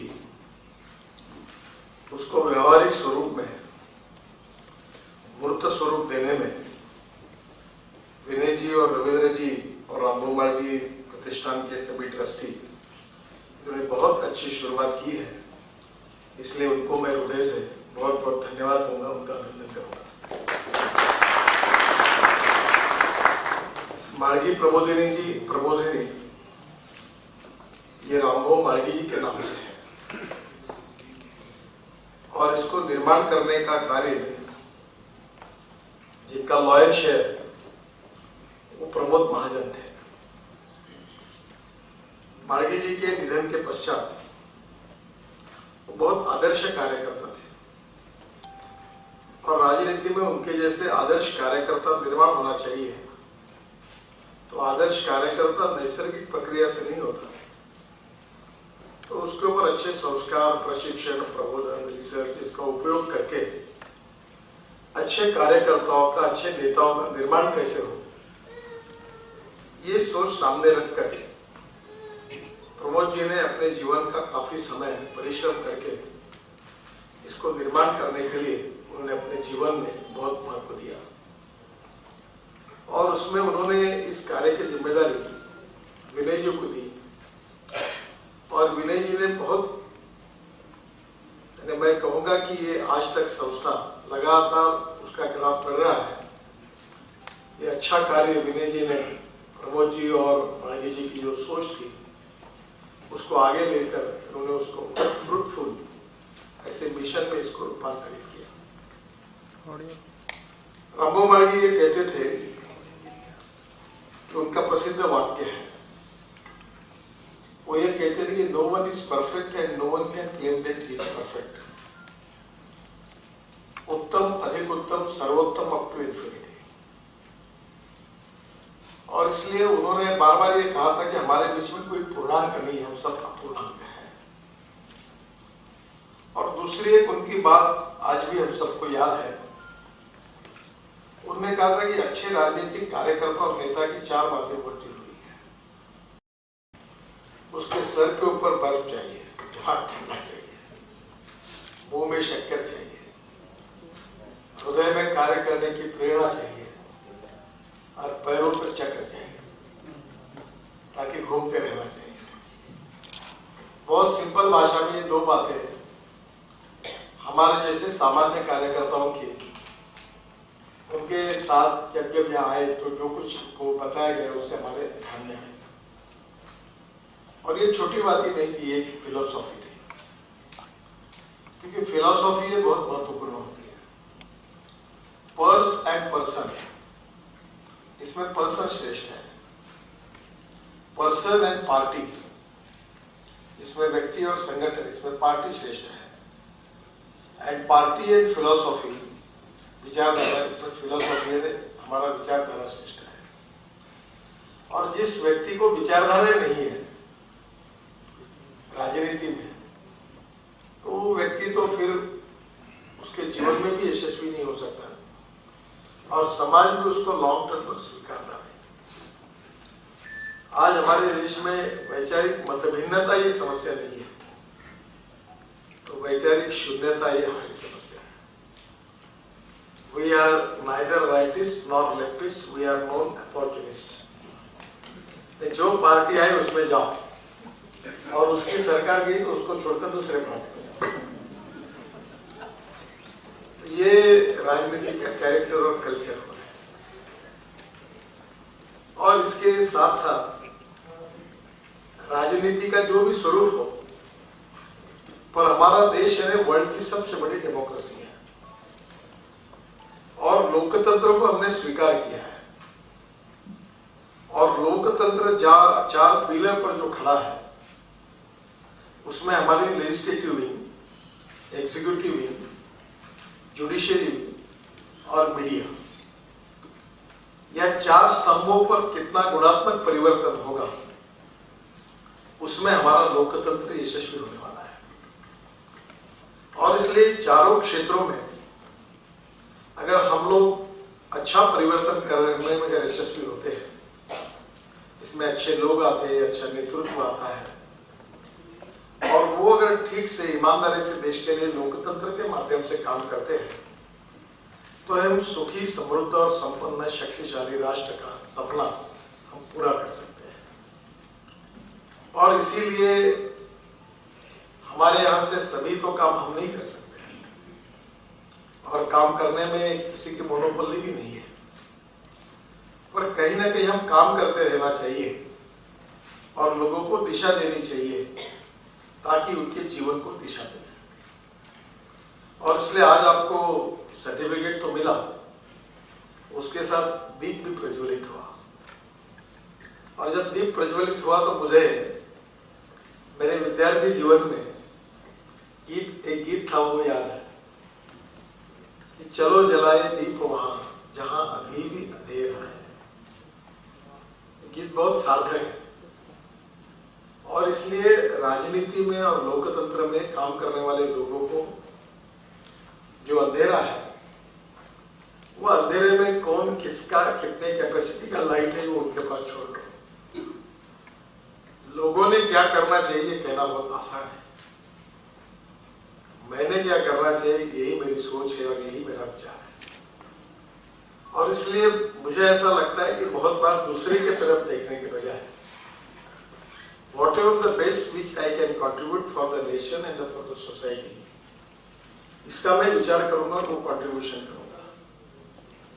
मैं बहुत बार हमारे राजनीति में मित्रों को कहता हूं कि दो रेखाएं हैं, एक आपकी और एक दूसरे की है। आपके पास आपकी रेखा बड़ी करने के दो ऑप्शन है, एक तो दूसरे की रेखा को पूछने का काम करो तो आपकी रेखा बड़ी होगी, या अपनी रेखा बड़ी करो। सही में अपनी रेखा बड़ी करनी चाहिए, और अपनी रेखा अगर राजनीति में करनी चाहिए तो आपको लीडरशिप के बारे में बताया जा रहा है, पॉलिटिक्स के बारे में बताया जा रहा है, और गवर्नेंस के बारे में बताया जा रहा है। अब आपको तो लोकतंत्र के चारों माध्यम है, मुझे पता नहीं कि आप कौन से क्षेत्र में लोकतंत्र की जाकर सेवा करोगे, पर ये सब जगह पर जाने के लिए आपकी रेखा बढ़ानी होगी, आपके व्यक्तित्व को, आपके नेतृत्व को कर्तृत्व के रूप में ओतप्रोत होकर आगे आपके व्यक्तित्व को बनाना होगा। देखिए, चमत्कार से कोई नमस्कार नहीं करता, चमत्कार के बिना कोई नमस्कार नहीं करता। और ज्ञान से, विद्वत्ता से, संपत्ति से अगर राजनीति में यश मिलता तो बहुत बहुत बड़े बड़े लोग, ये सब इतने बड़े लोग हैं, डॉक्टर साहब, विनय जी बहुत बड़े हैं, पर ये राज्यसभा के सदस्य बने, लोकसभा के सदस्य नहीं बने, क्योंकि लोकसभा और विधानसभा में जाना होगा तो बहुत कठिन काम है। मैं सैटरडे संडे नागपुर जाता हूँ। मोदी जी मेरे हर बार मजाक उड़ाते हैं, क्या कब जा रहे हो नागपुर? शुक्रवार को रात को जाता। एक बार मैंने उनको कहा कि मैं इसलिए नागपुर जाता हूँ कि जहां से 7 बार कांग्रेस जीती है, वहां से 8वें बार मैं जीता हूँ, और अगर मैं नागपुर नहीं जाऊंगा तो मैं दिल्ली में नहीं आता। और इसलिए मैं जब भी आता हूँ, मेरा कल जनता दरबार था, 2000 लोगों को मिलता हूँ, अलग अलग लोगों को मिलता हूँ, और छोटे छोटे लोगों को सुनने के बाद, उनका काम करने के बाद फिर 3 साढ़े 3 बजे मैं अपने घर जाके खाना खाता हूँ। और मैंने पहले तय किया कि अगर मैं नागपुर से चुनकर आऊंगा तो देश में मेरा कोई भाषण सुनेंगे, मैं कोई ब्रिज बना पाऊंगा, कोई टनल बना पाऊंगा, पर नागपुर ने ही मेरी छुट्टी कर दी तो मैं क्या कर पाऊंगा? So this democracy in political system में वी नीड, हमको ऐसा मॉडल चाहिए कि जो होशियार है, विद्वान है, ईमानदार है, सार्थक है, a great leadership with public support. और पब्लिक सपोर्ट ये अलग साइंस है, और अच्छी लीडरशिप, कर्तृत्व, नेतृत्व, गुणवत्ता के साथ एक दूसरा पार्ट है। और इसलिए दोनों पार्ट भी महत्वपूर्ण है, और दोनों पार्ट का समन्वय जहां होगा वहां सक्सेसफुल लीडरशिप होगी। इसमें जो हाफ पार्ट है जो यहाँ आपको सिखाया जा रहा है वो बहुत महत्वपूर्ण है। अभी डॉक्टर जादव जी ने सही कहा कि आखिर आपको एक दृष्टि मिलनी चाहिए, जीवन दृष्टि। तो मुझे याद आया कि एक ने सही कहा कि you can donate I but you can not donate vision.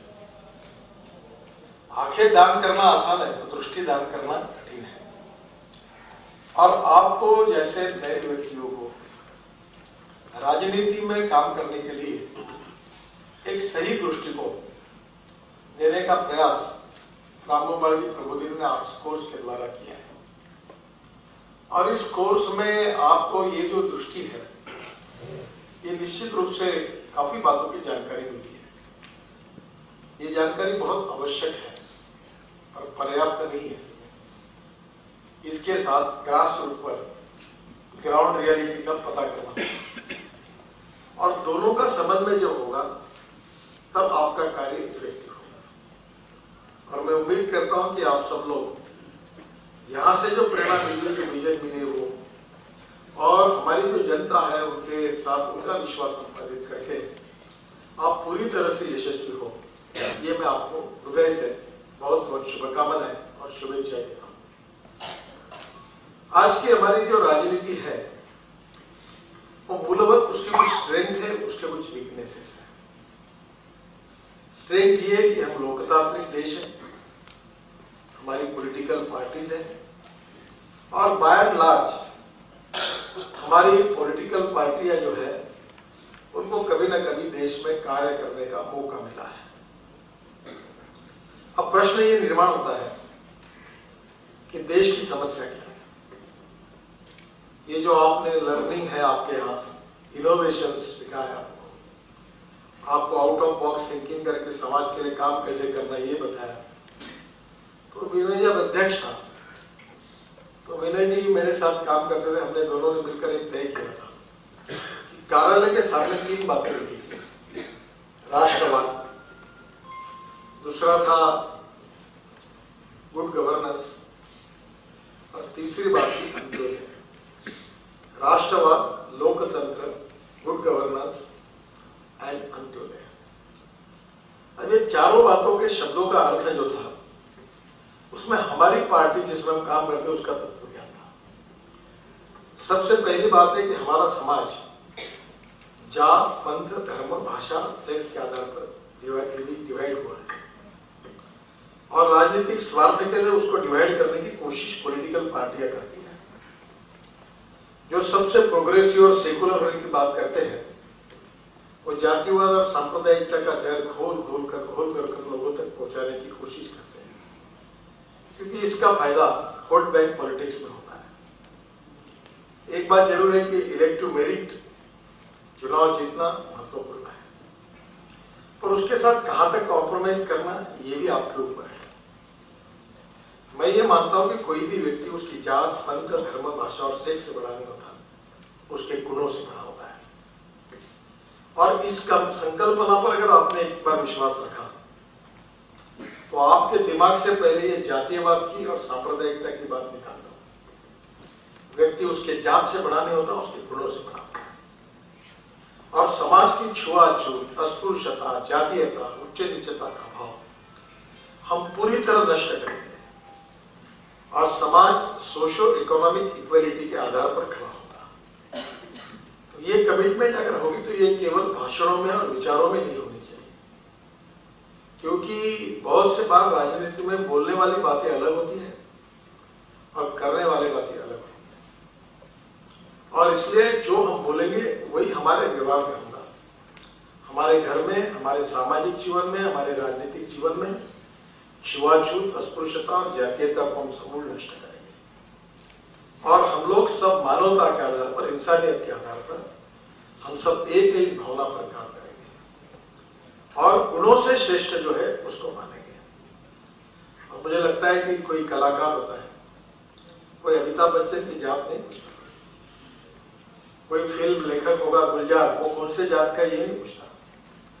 Restaurant में जाते हैं तब नहीं कहते कि भाई मेरे जात वाले का इसलिए चलो यहाँ खाना खाओ, तब तुमको अच्छा फूड चाहिए। फिर कोई भी किसी भी जात वाला वही खाते हैं। कॉलेज में एडमिशन चाहिए तो अच्छे स्कूल में चाहिए। तब हम ये नहीं कहते कि कौन से हमारे जात वालों की संस्था है इसमें जाना, ऐसा नहीं कहते। हमको ये बेस्ट स्कूल में चाहिए एडमिशन। केवल चुनाव देते समय बोलते हैं कि मेरे जात को, ये मेरा जात वाला स्कूल।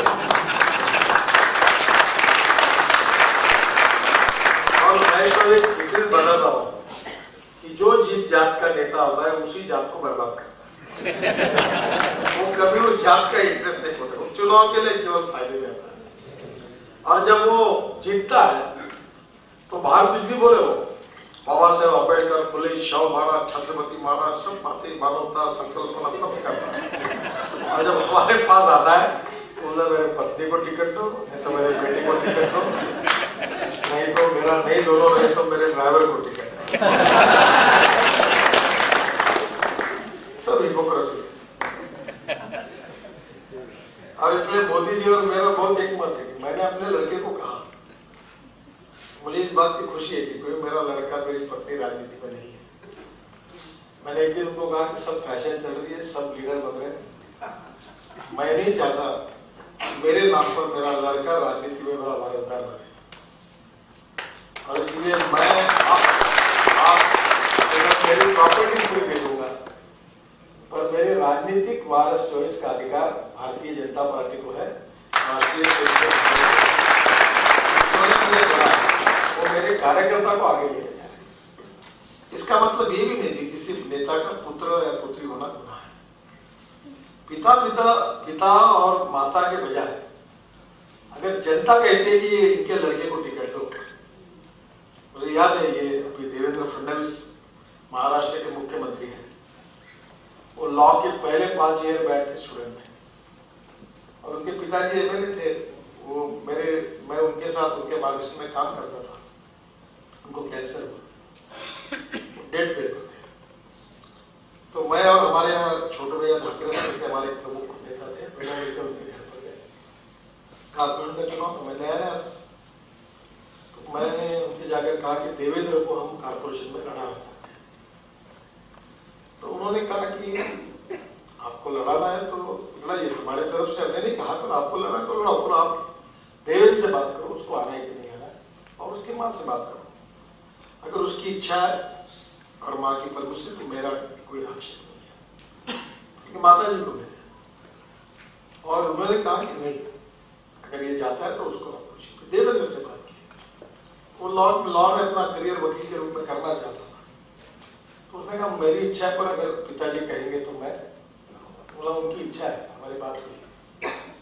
तो मेरे साथ पिताजी के पास चला, गंगाधर उनका नाम था, उनके साथ बातचीत हुई। उन्होंने कहा कि ऐसे ऐसे ये कह रहे हैं। तो पिताजी ने कहा तुमको जाना है तो जाओ, करो काम, मैं तो इतने साल तक करता रहा। तो मैंने कहा ठीक है बेटा। तो उनके माता पिता के सजेशन के कारण हम उनके घर गए। और इसलिए किसी को टिकट देना है किसी बड़े नेता को तो लोगों ने कहना चाहिए, कार्यकर्ताओं ने कहना चाहिए, जनता ने कहना चाहिए।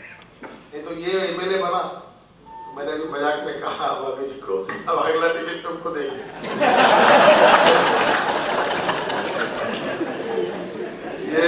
ये मुझे मिले के बाद में पूछा नहीं, कोई बात नहीं, उनको एमएलए का तो एमपी के समय मेरा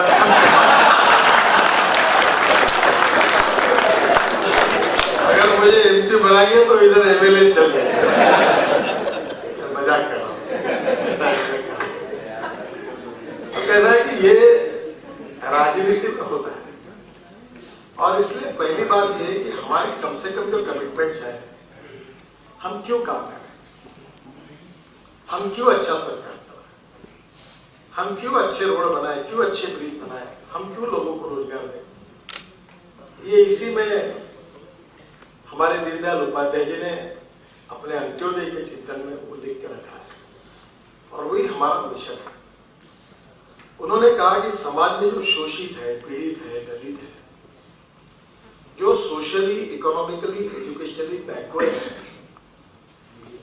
जिनके पास रहने के लिए मकान नहीं है, जिनके शरीर पर कपड़ा नहीं है, जिनके पास खाने के लिए रोटी नहीं है, ऐसे दरिद्र नारायण को हम भगवान माने और हम उसकी निरंतर सेवा करते रहे और जिस दिन उन व्यक्तियों को रोटी, कपड़ा और मकान मिलेगा, उस दिन हमारा कार्य पूरा होगा। यही हमारा सामाजिक आर्थिक चिंतन अंत्योदय के नाम से है।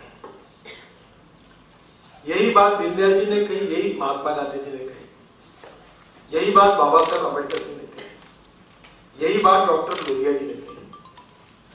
मुझे याद है कि दिल्ली में मैं मंत्री बना, बहुत दिन में लग रहा था, सुप्रीम कोर्ट, हाई कोर्ट चल रहा था। इस देश में 1 करोड़ लोग साइकिल रिक्शा चलाते और बहुसंख्यक दलित समाज और मुस्लिम समाज के। और ये तो और खराब पे खराब, बंगाल में प्रथा है कि वो कंधे पे रखकर ऐसा खींच के ले जाते हैं, अमानवीय है। और इसलिए मुलायम सिंह यादव जब पार्लियामेंट में मैंने बिल लाया था, तब मुझे मेरे पास आए और उन्होंने भाषण में कहा कि राम मनोहर लोहिया कहते थे कि मैं जीवन भर इस रिक्शा में मैं नहीं बैठूंगा। ये आदमी आदमी को खींचता है, ये प्रथा अमानवीय है। और वो बात रखकर दीनदयाल उपाध्याय जी के बारे में मुझे मेरे बचपन की याद आती थी। नागपुर में महल में रहते थे और जब स्टेशन पर जाते थे तो साइकिल रिक्शा में चलाता था। तिलक पुतला वहां भारतीय जनता पार्टी का कार्यालय, वहां एकदम ऐसे चढ़ा था। तो मेरी माँ, मैं, बहन, 4 लोग बैठते थे और वो वहां आने के बाद बेचारा उतरता था, उसके शरीर से इतना पसीना निकलता था और दम लगता था, वो हमको खींचता था। तो मैं उसको बोलता था, मैं उतर जाऊं नीचे, बोलता नहीं बैठो। और वो आदमी खींचकर ऊपर ले जाता था। तब उसके तरफ देखकर मेरी माँ कहती थी कि देखो कैसी स्थिति है। और मैं भी देखता था, मुझे भी बहुत बुरा लगता था। घटना खत्म हो गई, मैं मंत्री बना और वो घटना मेरे मन को अस्वस्थ कर दी। और वो तो सरकार में तो ऐसे बीच में खूंटियां डालने वाले लोगों की कमी नहीं होती प्रशासन में। अब उनकी भाषा में मैं यही शब्द प्रयोग करूँ, चलते गाड़ी में टायर में लगाओ खीरा, ऐसे ही काम आधे लोग तो ये करते ही रहते। हमारा काम है वो खीरे वालों का हाथ पकड़ना। मैं तंग आ गया। मैकेनिक्स जीवन ई रिक्शा का बिल लाया। पहले तो डिपार्टमेंट बोले ये कार है, ये रिक्शा है, ये है कि मोटरसाइकिल है, कि रोड सेफ्टी की इंश्योरेंस है। फिर सब करते करते डुप्लीकेट पार्ट में बनाया।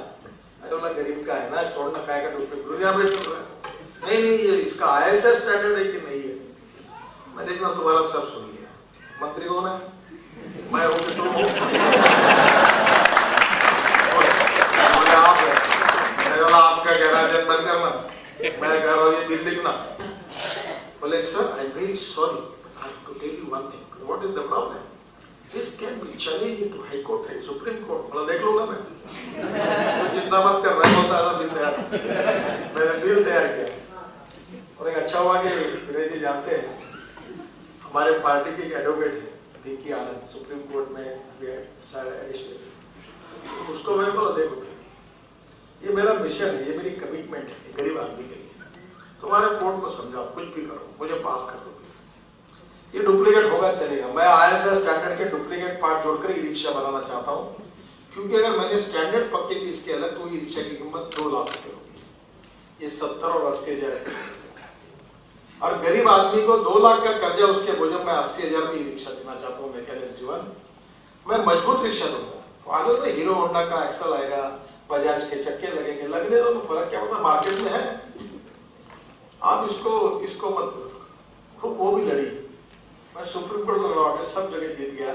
अब ई रिक्शा को ई कार्ड सब मंजूर हो गया और देश के लाखों लोग अब साइकिल रिक्शा छोड़कर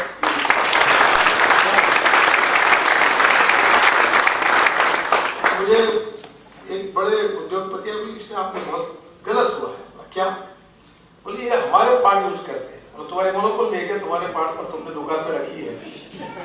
तो हीरो होंडा की स्कूटर को अगर बजाज का चक्का लगाया किसी ने, तुम क्या कर सकते हो? कुछ नहीं कर सकते। और आज ई रिक्शा बना, उसमें इतना रिसर्च हुआ, अब ई ऑटो रिक्शा बना, अब ई गाड़ी बनी। अब पेट्रोल डीजल, मैं तो पीछे ही पड़ा हूँ ट्रांसपोर्ट मंत्री को, पेट्रोल डीजल नहीं चलेगा। जब तक है तब तक चलेगा, एक्सपोर्ट करो। अभी हमारे पोर्ट से मुंबई के हम 2,58,000 गाड़ियां हमने एक्सपोर्ट की। टुटीकोरिन से 4.5 लाख गाड़ी है। परसों मद्रास से 300 ट्रक अशोक लेलैंड के एक्सपोर्ट की, ट्रैक्टर एक्सपोर्ट मतलब बनाओ उधर भेजो। पर हिंदुस्तान में इथेनॉल आएगा, मिथेनॉल आएगा, बायोडीजल आएगा, बायो सीएनजी और इलेक्ट्रिक आएगा। और आज परिवर्तन हो रहा है और मैं आपको अगले 6 महीने में देख लेना, आप भी electric taxi, electric auto rickshaw और इलेक्ट्रिक बाइक में बैठोगे। क्योंकि 60 रुपए का डीजल, 80 रुपए का पेट्रोल, 10 रुपए की बिजली, import substitute, cost effective, pollution free.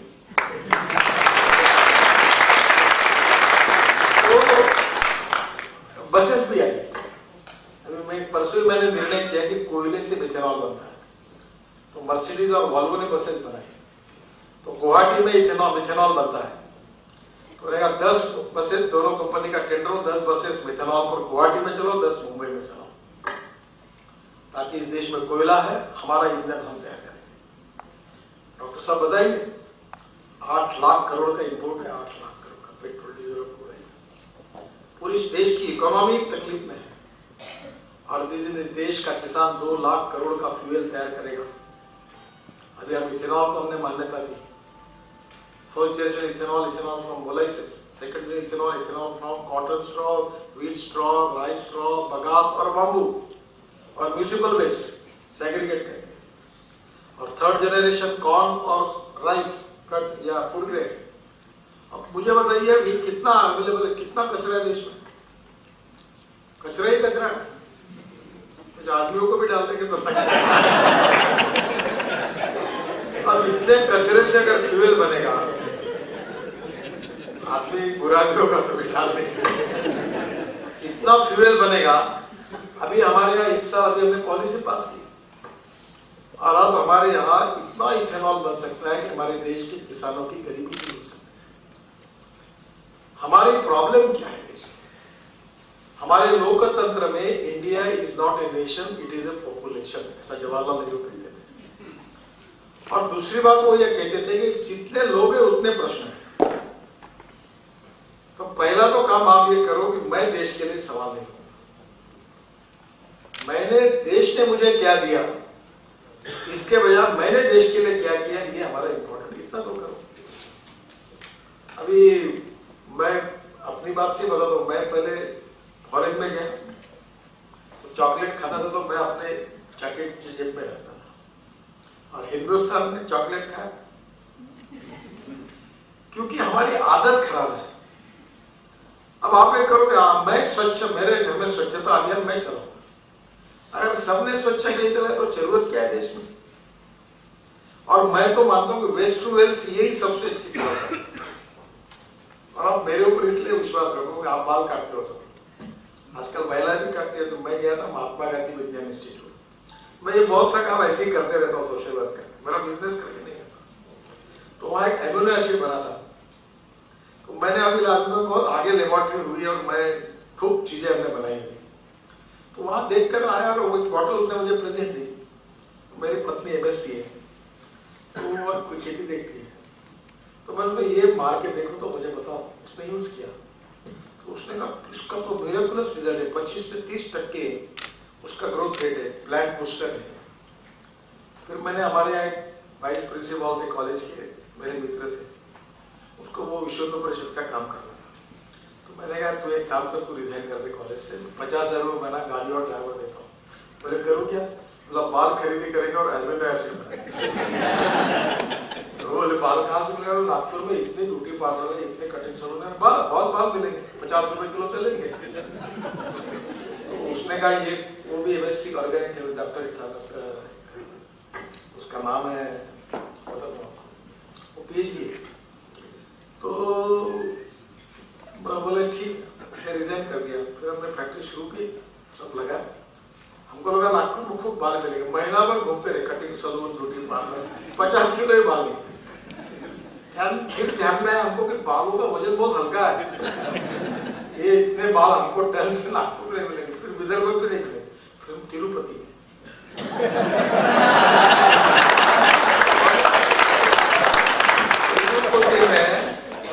बाल जो है वो, ये मैं आपको इसको, ये राजनीति, innovation, entrepreneurship, technology and research, इसका एक ही उदाहरण है।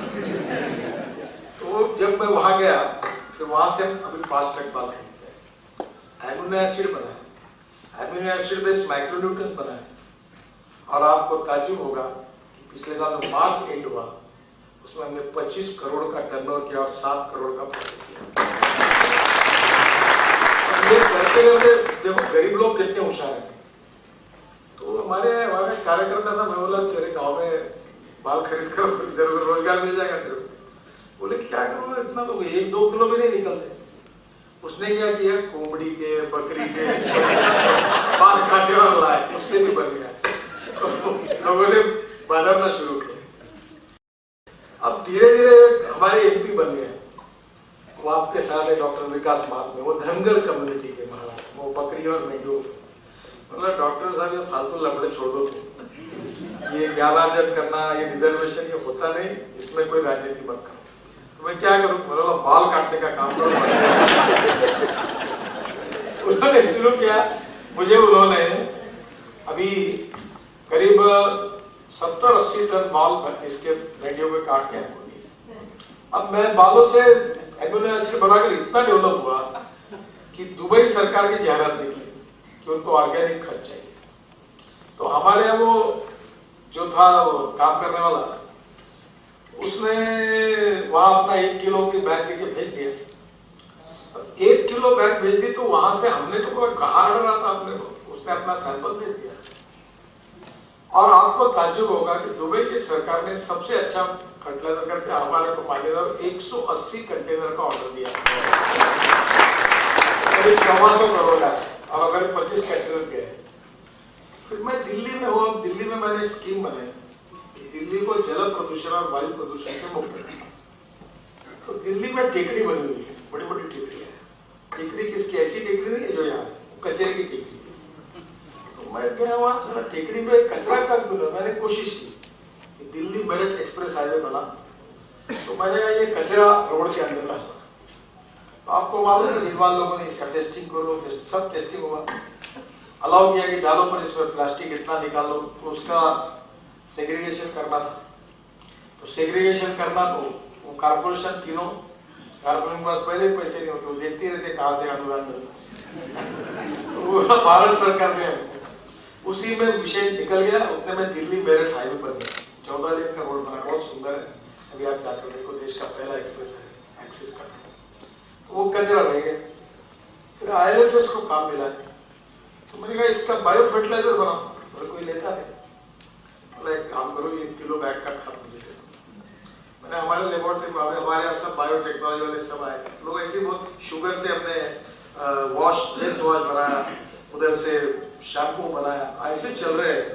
और अभी साबुन बनाया, और अभी आपका जो सर पे वैसा भी शक्कर से बनाएगा, शक्कर को कोई लेता नहीं, बहुत अलग करा। ये इनोवेशन और रिसर्च का तो उनको सब साइंटिस्ट को मैंने दिया। उन्होंने कहा कि ये कचरे में एमिनो एसिड अगर डालेंगे और उसकी एनपीके वैल्यू बनाएंगे तो ये एक्सपोर्ट हो सकता है। अब अभी तक ऑर्डर नहीं मिला, तो टेकड़ी पड़ी। अब मैं कोशिश कर रहा हूँ उसमें एमिनो एसिड डालकर कुछ ऐड करके उसकी एनपीके वैल्यू बढ़ाकर अच्छा खाद बनाकर उसको दुबई में एक्सपोर्ट कर। अब अगर ये जम जाएगा तो 2-3 हजार करोड़ मिल जाएंगे भारत को कचरा export. No one is waste either in politics or in business. You can convert waste into wealth. अभी विनय जी और डॉक्टर साहब कितने विद्वान लोग हैं, बहुत अच्छे। पर हमारे यहाँ मारपीट होती है जब पॉलिटिकल पार्टी में, तो विनय सहस्त्रबुद्धे जी थोड़े टोसा मारेंगे।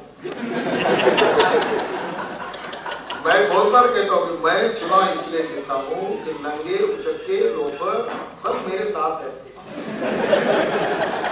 90% दे वोट में, मैंने कभी कॉम्प्रोमाइज नहीं किया। नागपुर में एक rail light area Ganga Jamuna करके वार्ड है, वेश्या रहती है, और 90% मेरे फॉलोइंग सब, मैं कभी वहां नहीं था। तो मैंने वहाँ कॉन्क्रीट रोड बनाया, लाइट लगाया, पानी दिया। वहाँ के चारों कारपोरेट बीजेपी के। मैं चुनाव में मैं के प्रचार में तो वो चारों उम्मीदवार आकर गए, मेरे को जी इतना एक काम मतलब क्या, गंगा जमुना में एक बार आ जाओ। मैं क्या करूँ, नहीं बस वो सब महिला से नितिन जी आए, बस वो बोल दे हम वोट हम जीत जाएंगे, आप कैसा भी करके आप एक काम कर विज्ञापन मत बता। मैं दिल्ली में मंत्री हूँ,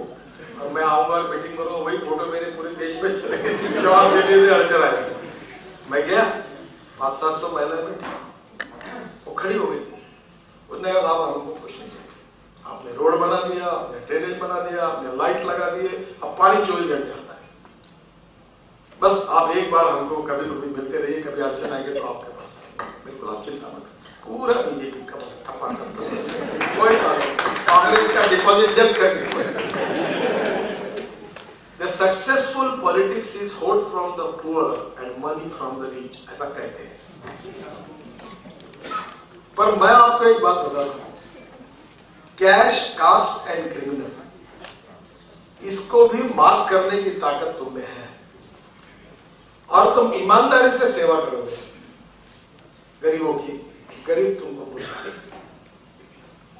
मैंने कभी जातिवाद की राजनीति की और मैं करता नहीं हूं। मेरे यहाँ कोई जातिवाद की बात करता है तो गाली गलौज करके उसको हटा दे दूंगा।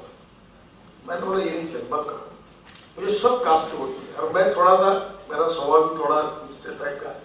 मेरे लिए मुसलमानों का सम्मेलन हुआ, 10,000 लोग थे चिटनीस पार्टी, और मैंने भाषण में कहा तुम पहले याद रखना मैं RSS वाला हूँ, प्योर चड्डी वाला हूँ, बाद में पछताना नहीं, मुझे वोट दिया तो इसको दिया। अगर 25 साल से तुम मुझे जानते हो, अगर मैं जातिवादी हूँ, मैं सांप्रदायिक हूँ, तो मुझे वोट नहीं देना। और मैंने अगर आपका काम किया ठीक से तो मुझे वोट देना। मैंने 8,000 हार्ट के ऑपरेशन किए, सब मुसलमान है, बौद्ध है, सब जाति के लोग हैं। लोगों को गवर्नमेंट की स्कीम नहीं की है। मेरा एक दीनदयाल जी के नाम से ज्यादा, उसमें 1 लाख महिलाओं का मेरे कॉन्स्टिट्यूशन में छाती में कैंसर होता है, चेकअप किया। 2,000 महिलाएं कैंसर ग्रस्त निकली, 60,000 लोगों को चश्मे दिलाए, 25,000 लोग कैटरेक्ट के ऑपरेशन किए, और मैं 1100 एकल विद्यालय मेरे कॉन्स्टिट्यूशन में नक्सलाइट बेल्ट में चला था। उसको पुरस्कार मिला, महाराष्ट्र सरकार का मिला, यशोधरा चौड़ मुक्त विद्यालय का। मैं तो उस काम में नहीं, बाकी कार्यकर्ता कर रहे। उनकी जो दुआएं हैं वो इतनी बड़ी है कि वो जात, पंथ, धर्म, भाषा की दीवारों को तोड़ देती है।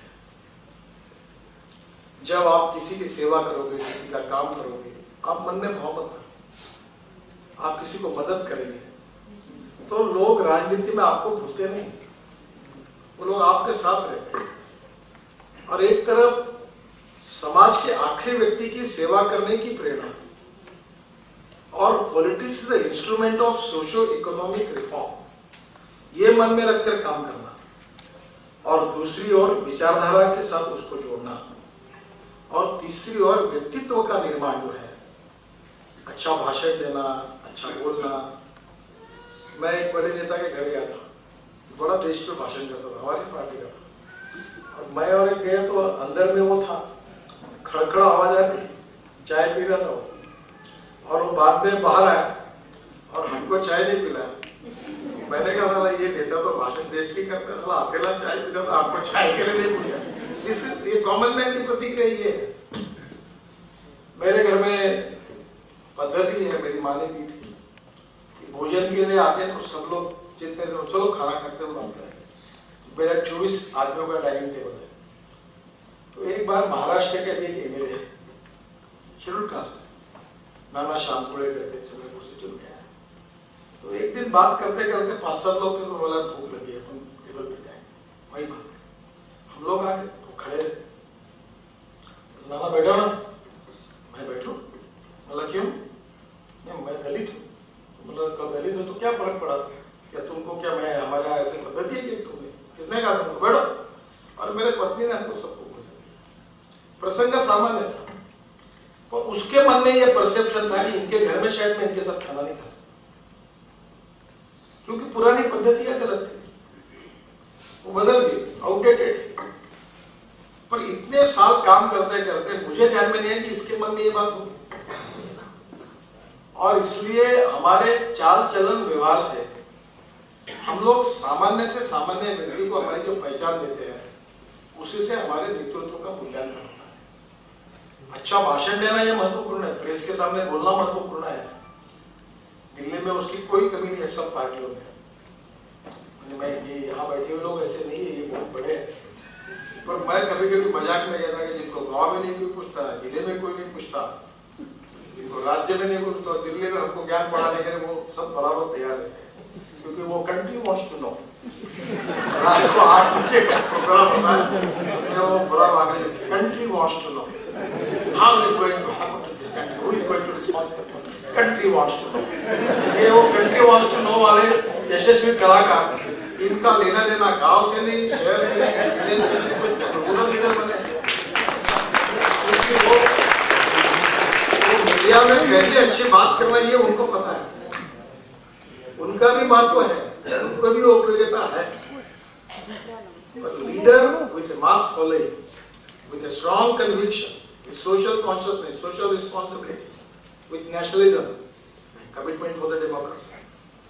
हम ऐसा कॉम्बिनेशन तैयार करें, हमारी प्रगल्भता, हमारी गुणवत्ता, हमारी मैच्योरिटी, हमारा स्वीट टॉकिंग, लोगों से मिलना, लोगों संग्रह वृत्ति, ये सब महत्वपूर्ण है। उसके साथ ज्ञान भी बढ़ाना। जो ज्ञानी है वो ये नहीं करते, जो ये करते वो ज्ञान नहीं दे पाते, और इसलिए फिर राजनीति में जिनके इलेक्टिव मेरिट है उनको हम लोग ट्रेनिंग देना पड़ता है, और जिनको ट्रेनिंग देने को जो विद्वान है, अच्छा बोल पाते हैं, उनको जनता वोट देगी। तो ये जो कॉन्ट्रडिक्शन है, ये बेसिकली हमको ये समझना होगा कि हमारे लोकतंत्र के यशस्वी के लिए हमको ऐसा कॉम्बिनेशन तैयार करना होगा जो ग्रास रूट और ग्राउंड रियलिटी में भी सक्सेसफुल है, आइडियोलॉजी के बारे में परफेक्ट है, और नेतृत्व की गुणवत्ता में एक्सट्रीम है, अंतिम है। और ये जो कॉम्बिनेशन होगा वही रियलिस्टिक लीडरशिप होगी। और ये रियलिस्टिक लीडर की सबसे बड़ी विशेषता है उसकी प्रेरणा, कि हम राजनीति में क्यों काम करें। मैं ये नहीं कहूंगा कि आप बीजेपी जाओ, आप कांग्रेस में जाओ, और कोई भी पार्टी में जाओ। Addition of good people in every political party, the result is qualitative politics. सब पार्टी में अगर अच्छे अच्छे नेता आएंगे तो लोकतंत्र में गुणात्मक सुधार होगा। All political need good leadership, तो ही देश का लोकतंत्र यशस्वी होगा। और इसलिए अच्छे लोग अगर तैयार होंगे और अच्छे नेता तैयार होंगे, अच्छे नेताओं को पब्लिक सपोर्ट मिलेगा, और उन नेताओं का सभी पार्टी में अगर वजन बढ़ेगा तो लोकतंत्र मजबूत होगा, और लोकतंत्र मजबूत होगा तो देश का विकास होगा, सामाजिक आर्थिक परिवर्तन के साथ गरीबों का हित होगा। और इसलिए जो कुछ बेसिक बातें हैं वो तो आपने यहाँ पढ़ी है, गुड गवर्नेंस, डेमोक्रेसी, उसकी कमिटमेंट, सिस्टम, पॉलिटिकल लीडरशिप, उसकी गुणवत्ता, उसका वक्तृत्व, उसकी परसेंट। एक में लोग सलाह देते थे। मैं जब नया नया दिल्ली गया तो मेरे पास एक सज्जन है, बहुत बड़े व्यक्ति थे, मैं बोला you are a very good material. आप पैंट शर्ट पहनना बंद करो, तो क्या पहनूं? एक तो धोती पहनो, नहीं तो क्या पैजामा कुर्ता पहनो। क्या होगा? बिहार और यूपी तुमको तभी स्वीकार करेंगे। मैं फैशन डिजाइनर, मैं ऐसे जैकेट्स तुमको बना दूंगा, ऐसा पैजामा कुर्ता बना दूंगा, देखो मैंने बजा बोला हो गया तेरा, चलो मेरे को ज्ञान मत पड़ता। मैं जो पैंट है वही पहनूंगा, जो शर्ट है वही पहनूंगा, किसी के गले में हार नहीं डालूंगा, किसी का कटआउट नहीं डालूंगा। मानना है तो मानो, नहीं तो मानो। क्या मतलब आदमी मंत्री हुआ तो मरता क्या? कोई फर्क नहीं पड़ता। मैं नहीं करता, मैंने नहीं किया। आपको ताज्जुब होगा, किसी की लाचारी मत करो। आप बिलीव नहीं करोगे, मैं बता रहा हूं, मैंने आज तक किसी का कटआउट नहीं। एयरपोर्ट पर मेरे स्वागत के लिए कोई आता नहीं, कुछ चले गए तो अब यहाँ मैं बोल नहीं पाता। मेरे यहाँ लोगों को, मैंने 2-3 लोगों को बोला कि हार डालते लाइन लगा के। मैंने कहा मेरे को ऐसी एक ही बार हार डालते लाइन अब जहाँ नए जगह तो एक महिला थी, उसको बोला क्यों हार डालते? बोले साहब तुम्हारा रोज फोटो आता है टीवी पर, एक आधी बार तुमको हाथ डालते हुए मेरा आया तो तुम्हारा तो नुकसान होगा। तो मैंने बोलना बंद कर दिया, डालते हाथ जो फोटोग्राफर निकाल क्योंकि नाराज नहीं कर सकते। पर कोई अखबार में कटआउट लगाने से, जायरात छापने से, कड़क कपड़े पहनने से और ये सब पैसे से खर्चा करके जो करे, टाइमिंग काम करेगा। There is no shortcut, जो कहा डॉक्टर साहब ने, शॉर्टकट लेट बी शॉर्ट। ईमानदारी से ग्रास रूट पर अच्छा काम करिए, गॉड इज ग्रेट, आपकी कीमत होगी। विचारधारा, सिद्धांत, नीतियां, गुणवत्ता, कर्तृत्व, इनोवेशन, एंटरप्रेन्योरशिप, टेक्नोलॉजी, रिसर्च, इसका अध्ययन, एडमिनिस्ट्रेशन का अध्ययन, इकोनॉमिक पॉलिसी का अध्ययन, सोशियो इकोनॉमिक ट्रांसफॉर्मेशन की कमिटमेंट, उसकी कटिबद्धता और उसकी ग्राउंड रियलिटी में उसका एग्जीक्यूशन करने की क्षमता, ये सब बातों के तो आप लोग अध्ययन ही कर रहे हो। तो मैं तो कहता हूं कि निश्चित रूप से ये प्रयास इसलिए अच्छा है कि ये इस प्रयासों से देश के भविष्य के राजनीति में अच्छे नेता मिलेंगे, देश को सुधारेंगे, लोकतंत्र को मजबूत करेंगे और हिंदुस्तान को दुनिया की नंबर 1 की ताकत और शक्ति बनाएंगे। और इसी प्रेरणा को लेकर जाकर आप भविष्य में यशस्वी हो, यही मेरी आपको शुभकामनाएं हैं।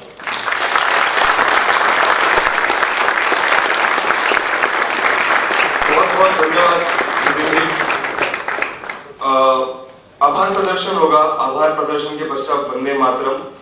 वंदे मातरम के बाद सारे जो नए बैच के विद्यार्थी हैं वो यहाँ से स्टेज के ऊपर आएंगे और जो बाकी के हमारे अतिथि हैं वो भोजन करके ही जाएंगे। भोजन की व्यवस्था पीछे एकात्म भवन में की गई है।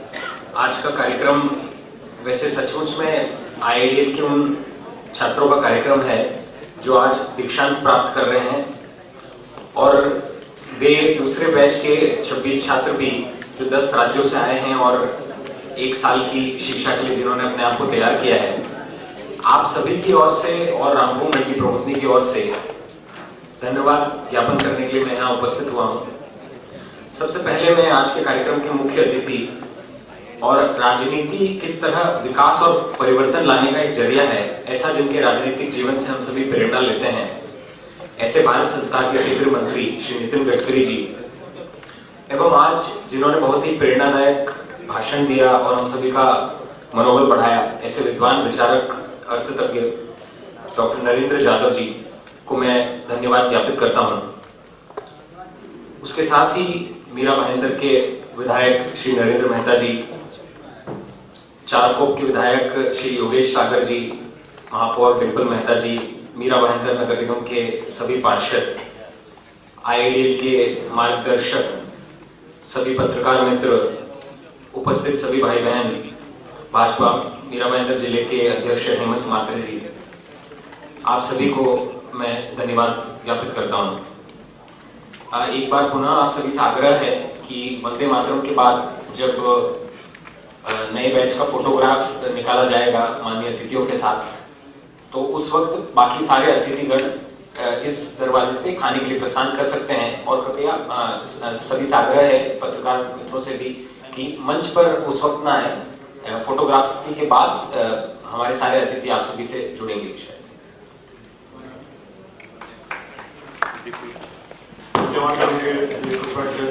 मैं अगुवाई करता हूँ, बाद में सब सामूहिक वंदे मातरम। वंदे मातरम।